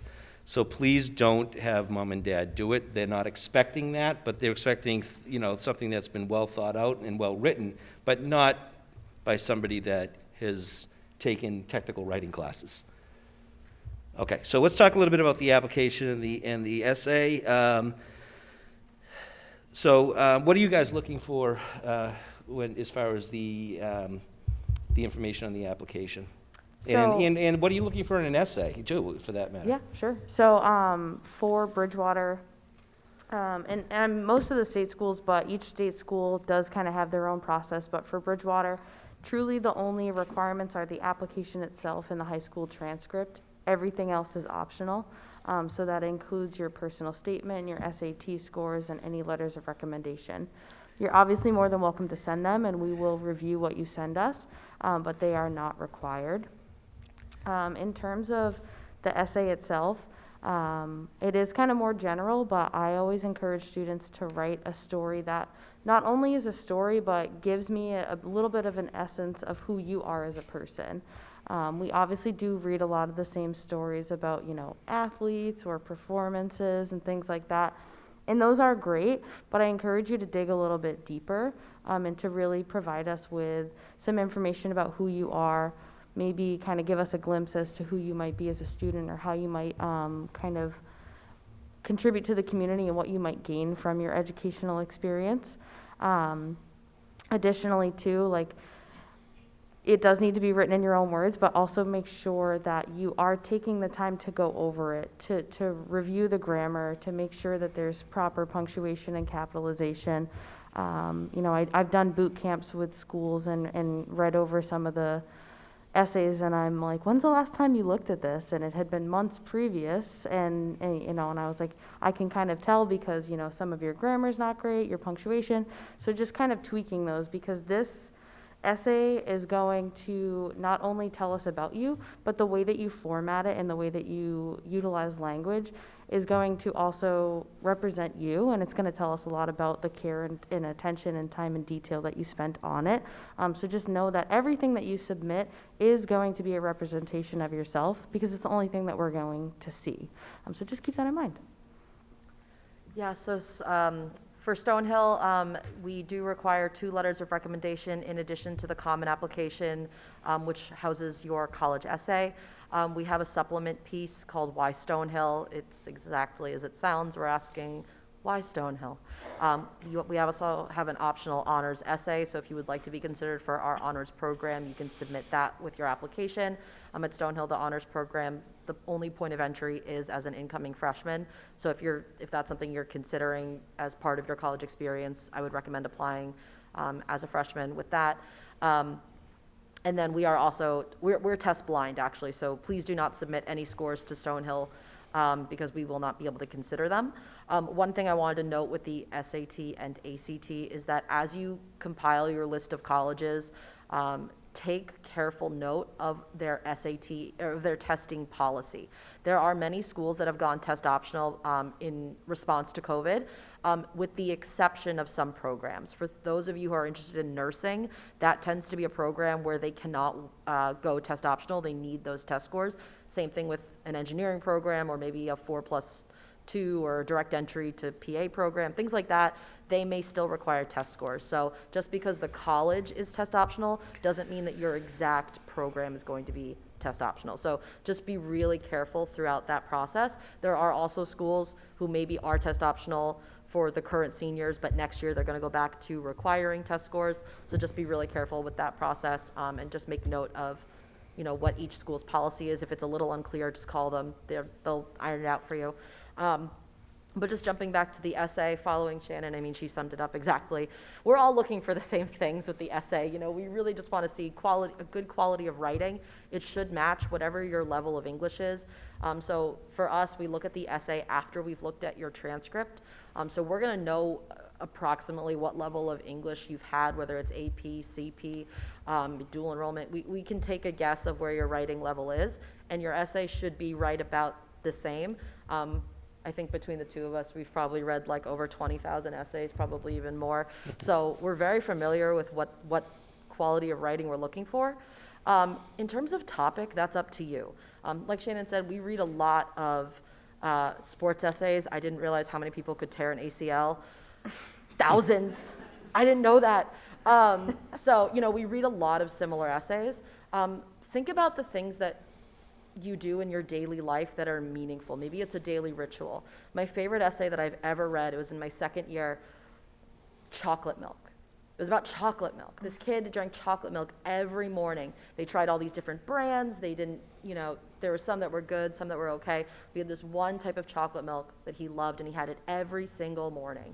And he wrote his essay about how he was looking for a college that was similar to how he felt about his chocolate milk.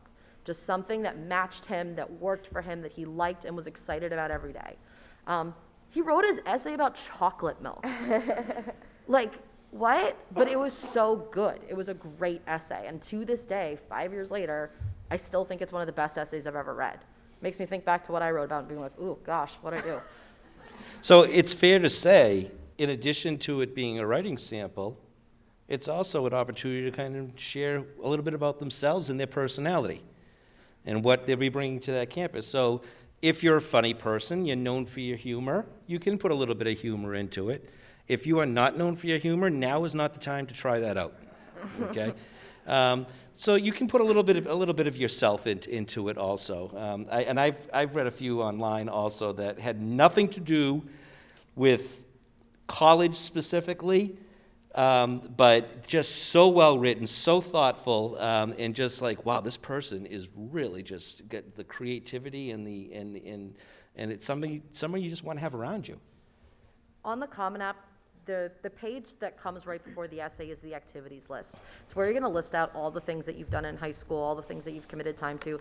You don't have to write about any of those things. There is nowhere that it says that because you've been in dance for the last 16 years, you have to write about dance. You don't. Our VP at Stonehill, his favorite essay was written by a student athlete who football 4 years, soccer, every sport you can imagine.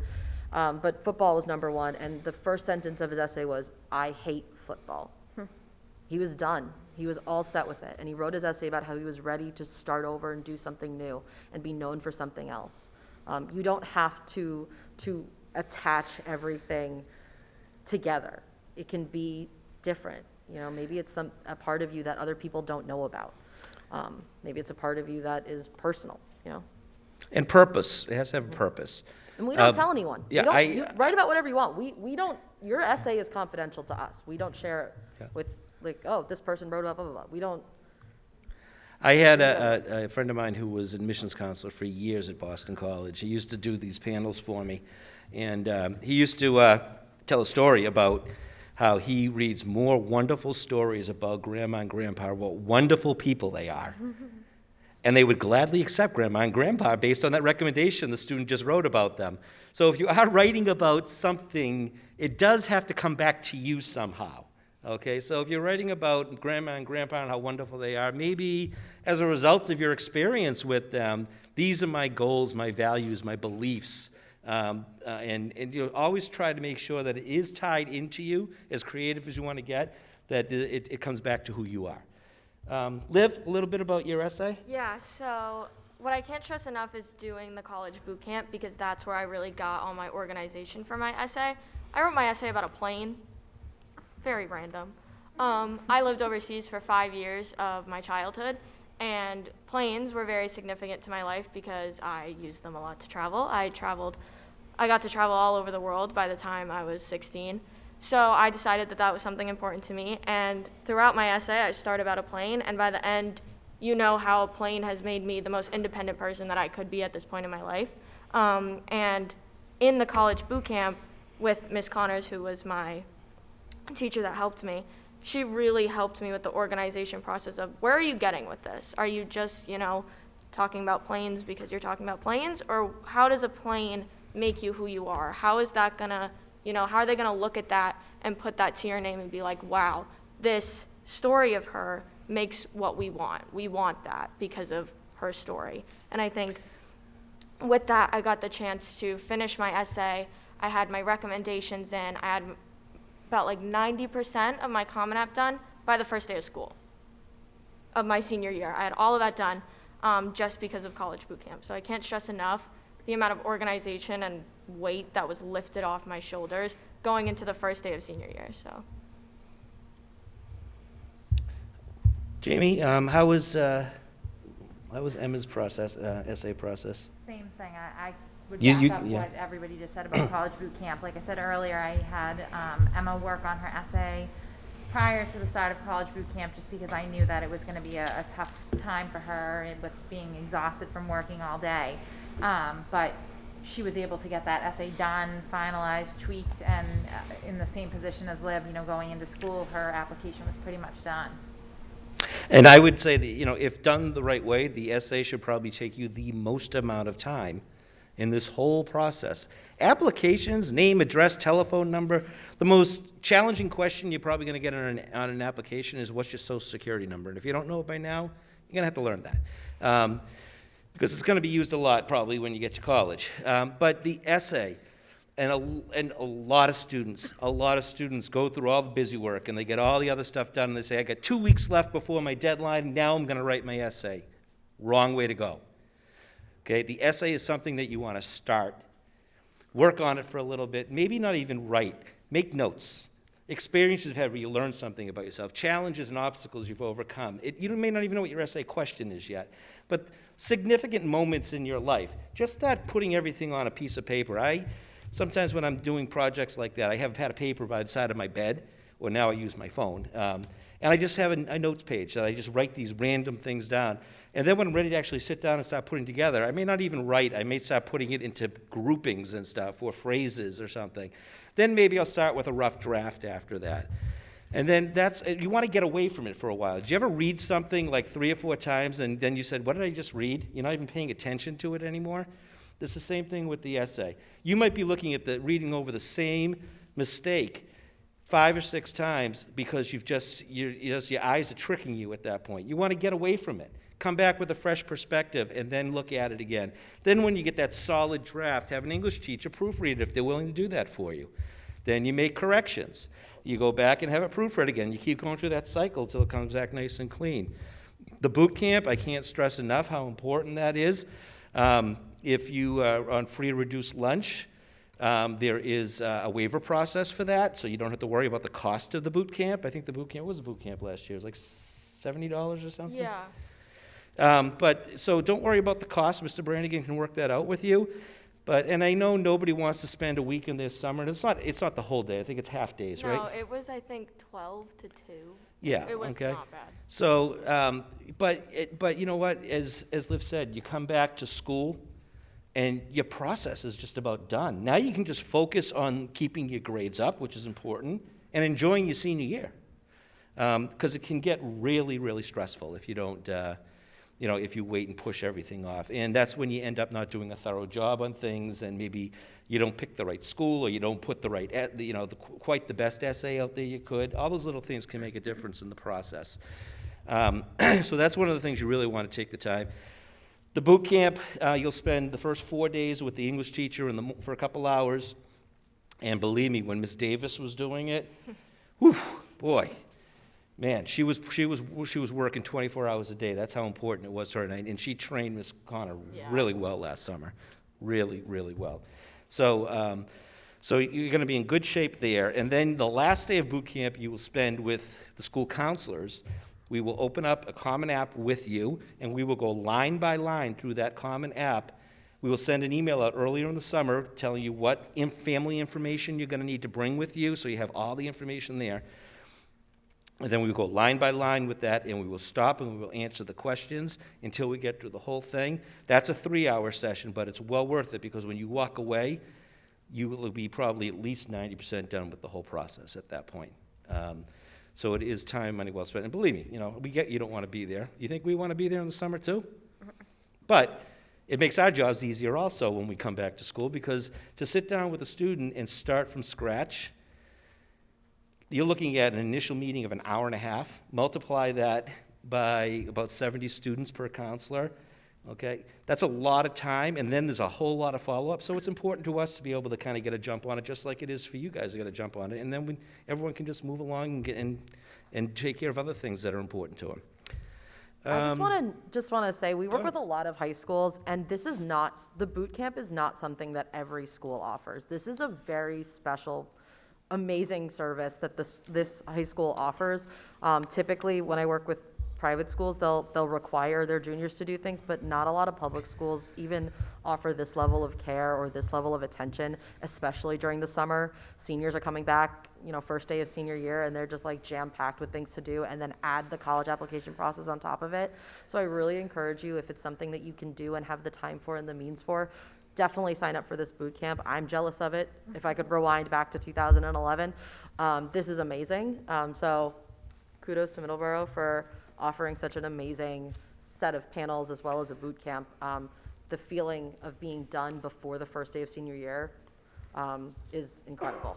Yeah, and to add on that, when you're going to be in senior year, there's so many things that you're not even planning for to worry about, like your transcripts, letters of recommendation that you're going to have to worry about. So having your essay, your application, all those done already, on the first day of school, I can't say I've had a more stress-free senior year. The application process just flew by in such a breeze just because of that boot camp. And when did you get your acceptance? I got my acceptance December 6th for Penn State. December 6th. We have Nice. kids that haven't even applied to school yet. Yeah. In this senior class. And you're sitting there on top of it going, huh. I couldn't believe it. I come to school every day and can't wait to go. Now the hard part is keeping your grades up, finishing up strong. Oh, yeah. Okay, any final comments from the panel before we open it up for questions? Was there anything? I just wanted to mention about like the application process itself too. Yeah. So obviously we mentioned the Common App. So Common App is a huge application to apply to a bunch of different schools for anybody who doesn't know. Most schools will have their own application as well. Rule of thumb with that is if you know you're maybe applying to 1 or 2 schools, you can just apply to the school via their website. If you know you're applying to maybe a handful of schools or more, use Common App. That's definitely helpful to kind of cluster those together. And then you do typically have different deadlines. I think it's very important to be aware of those deadlines. Talk to the schools specifically as well to find out what their deadlines are. There's 3 different types of deadlines. You have early decision, early action, and regular decision. Know with early decision that it is binding contractually. So if you apply to a school early decision and you get accepted, you have now committed to going to that school. Early action is different. It's a way for you to express interest in the university that you're applying to, but without the contractual obligation. And typically you will find out sooner. Like you said, you'll typically find out in December, mid-December. So that's a good way to go if you want to get it off your plate and find out what the schools are requiring for early action as well. For example, for Bridgewater, I have a lot of students who stress and say, well, I'm not going to have all my materials prepared by that time. The only thing you need to have in by that deadline is the application itself. All the other materials can come in after the fact, just get the application in by that deadline. So keep that in mind as well. And then regular decision, that's typically for most schools a priority deadline. You know, you have to have it in by that date in order to get your acceptance letter and to be able to commit by that May 1st deadline. So just keep that in mind as well. And with early action, typically students are not getting rejected during that phase. So if you're nervous that you might not get in, just know that typically they will defer students to the regular decision pool, typically ask for follow-up grades like quarter 1, quarter 2 grades, and take another look at your application to kind of increase that admissibility potential. Just to follow up on early action, I know that there's a lot of emphasis on applying early, get done early. If for some reason there was a semester that you had, or even a year in high school where your grades dropped, or there was a family situation that required you to take your focus away from school, and you are really wanting your first semester senior year to boost your overall GPA, applying early may not be the best fit for you. Early action is great for those students who have had consistent performance, you know, all 3 years, and then 12th grade is going to be about the same. Yeah, early action would be a good fit. At Stonehill, I would probably advise you to apply early action if you know 9 through 11 were smooth sailing. If at some point in between 9th and 11th grade there was a year or a semester where you were not able to show your academic abilities very well, and maybe there was a lower grade or series of grades, I would recommend applying regular decision so we can see those first semester senior year grades as recent coursework. Keep in mind that if you're applying early action, the most recent coursework we'll see is from the summer before or from the year before. So we're not going to have anything new to go off of. If you are hoping your senior year is going to be a time for you to show your academic strengths, applying later is totally fine. There is no stigma that comes with applying later or earlier. Just pick a deadline that's right for you, that you can achieve, that you can meet, and you'll be good. So, and it should be noted also that not every school has all 3 of those deadlines, okay? Some schools just have regular decision or rolling admissions, which means there's no deadline, you can apply anytime. Now, there's positives and negatives to rolling admissions. There's always a school you can apply to in the process. However, with the rolling admissions, you send in your application, they read it, they make a decision. With a concrete deadline, they wait for everything to come in at that deadline, and they process everyone together and pick the students they feel are the best that will fit within the school. But some schools, Boston University is a good example. They have early decision, but they do not have early action, okay? And that early decision, as I said, is a binding contract that you and your parents and your school counselor are signing. And the colleges, I believe, can have access to find out where you applied early. So, and I had a student a few years back who applied, not from the school, but had applied early decision to Bentley and to Babson College. She got into both. She was recruited to play tennis at both schools, and they found out that she applied because there must be some sort of list that everyone's on, and then her decisions were rescinded by both colleges, and she ended up going to a school that was the only school that was available to her at that point, and it was not a good situation. So please don't play that game. You're not going to find a lot of school counselors that are big fans of early decision because you're applying for all of those deadlines. They usually fall on the 1st or the 15th of the month. Each college will pick one of those dates between November and December. And then you find out probably either just before or right after the holidays, you'll find out. But you're not going to find out about financial aid for months after that. So if you do get into a Boston University, which is a great school, it also costs over $70,000 a year. And now they know they've locked you in, and maybe they don't offer you that much money in financial aid. What are you going to do? So you got to be very careful in that process. Early action, non-binding, you can apply as many schools as you want early action. And you do not have to make a decision until May 1st for the early action schools. We'll talk much more about that in the next 2 workshops. Any other? Okay. We appreciate you guys all sticking around. It's been a very long night. Hopefully it's been informative for you. I did promise our reps from Stonehill and Bridgewater a couple of minutes just to talk about their institutions, because they did take the time to be here tonight. So I don't know if you want to start, Shannon? Yeah, so I'm obviously from Bridgewater State University. We're super close to you guys.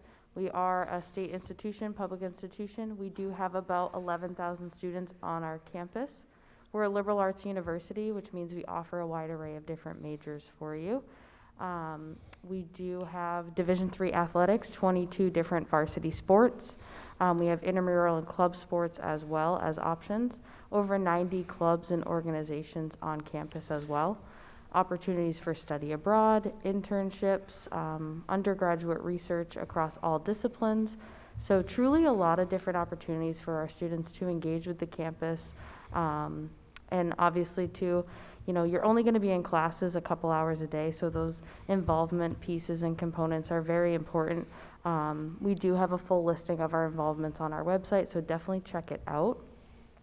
We have, as I mentioned, been offering tours and information sessions on Friday mornings as well. So definitely, if you guys haven't visited the campus, I strongly encourage it. Come check us out. Again, we're right down the street.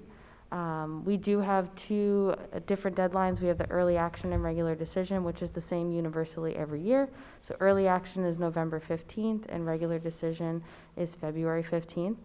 And I strongly encourage, if anybody has any questions, to either follow up with myself or give our office a call. We're obviously more than happy to help you guys throughout the process. And I definitely wish you guys the best of luck with the college search process. Thank you, Shannon. So hi, I'm Sarah, and I work at Stonehill College. I work with our undergraduate incoming freshman class as well as our transfer population.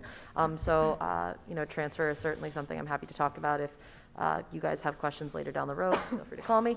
But Stonehill College is right up the road from Bridgewater. Hop on 24, jump 2 exits, and you're right there. We are a private Catholic school of about 2,500 students. We're predominantly residential, so over 80% of our students remain on campus throughout the school year. We're known for business administration, education, the sciences, and criminology, as well as our healthcare administration program. We are predominantly undergraduate. We do offer a handful of graduate level classes or graduate programs, but we don't have any 4+1 programs. We offer a wide array of liberal arts majors, as we are a liberal arts college. Study abroad, community service, student engagement. Like Shannon said, you're spending a shockingly small amount of time in classes during the week, and the rest of your time is going to be filled with other activities. So we are a Division II school. We do recruit and offer athletic scholarships because of that Division II, and we are starting a Division I women's hockey team. This year will be its first year. I loved Stonehill. I went there. It was great. I actually was one of those kids that went in and said, I'm transferring out of the first semester because I didn't want to go there. I didn't get into my dream school. And I went to Stonehill and I was like, fine, I'll go here, but I'm going to leave. But then I loved it. I made the best of a situation that I felt like I had to be in. My parents would say differently, but I ended up having the most amazing 4 years of my life. Throughout this process, you're going to have expectations and you're going to have assumptions on places. I challenge you to get rid of those and visit every school with an open mind and approach everything with an open mind. You're going to get a lot of opinions. I feel like I'm at a stage of life now where there's a lot of weddings going on, and I think applying to college is similar to planning a wedding. You're going to get a lot of opinions. People are going to want to give you their advice. They're going to want to tell you what to do and who to invite and all this other stuff. This is your process. Find your home. Find where you're happy. If you visit my college and tell me this isn't where I'm happy, I'm going to tell you, then get out of here. Go find your home. We don't want you to be anywhere that you aren't going to thrive and become an amazing individual. So our dates and deadlines on are on our website, and I truly wish you all the best of luck. This process isn't going to be daunting with the help of Middleborough here, so good luck with everything. So if there are any questions, we have a microphone right in the middle of the auditorium, so anybody that has the courage to get up and speak into the mic, we'd be more than happy to take a few questions. Or we had enough for one night. Yeah?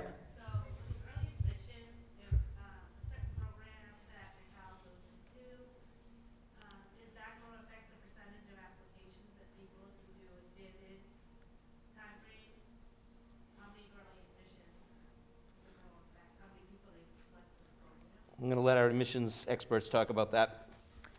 So I think it depends on the program and how competitive it is.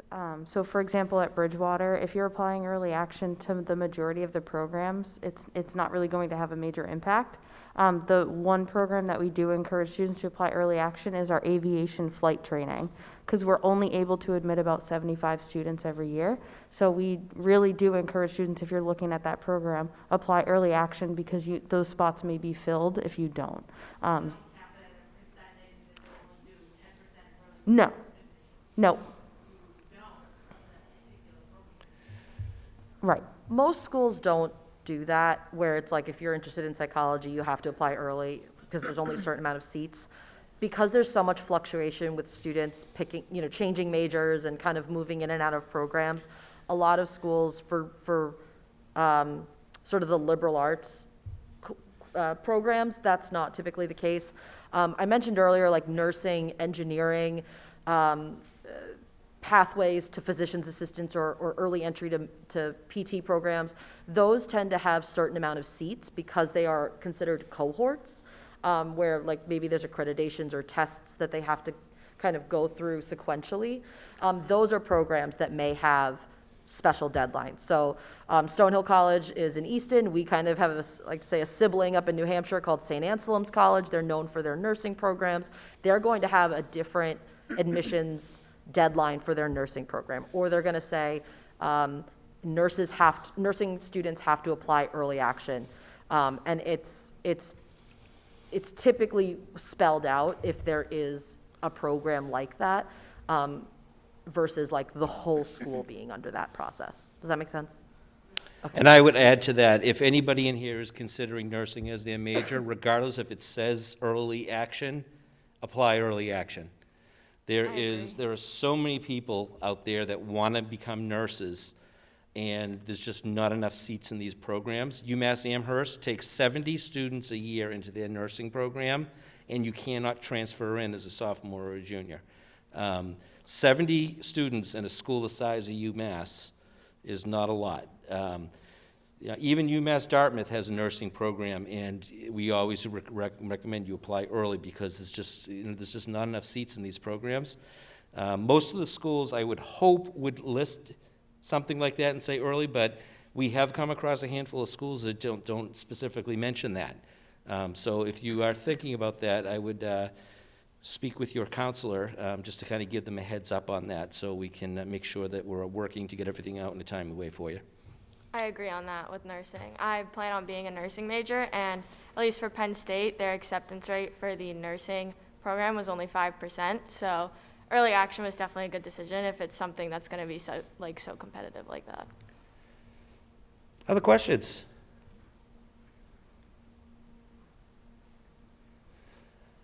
Okay, so again, I want to thank you all for coming out and for staying. I want to thank the panel for coming and doing such a wonderful job tonight.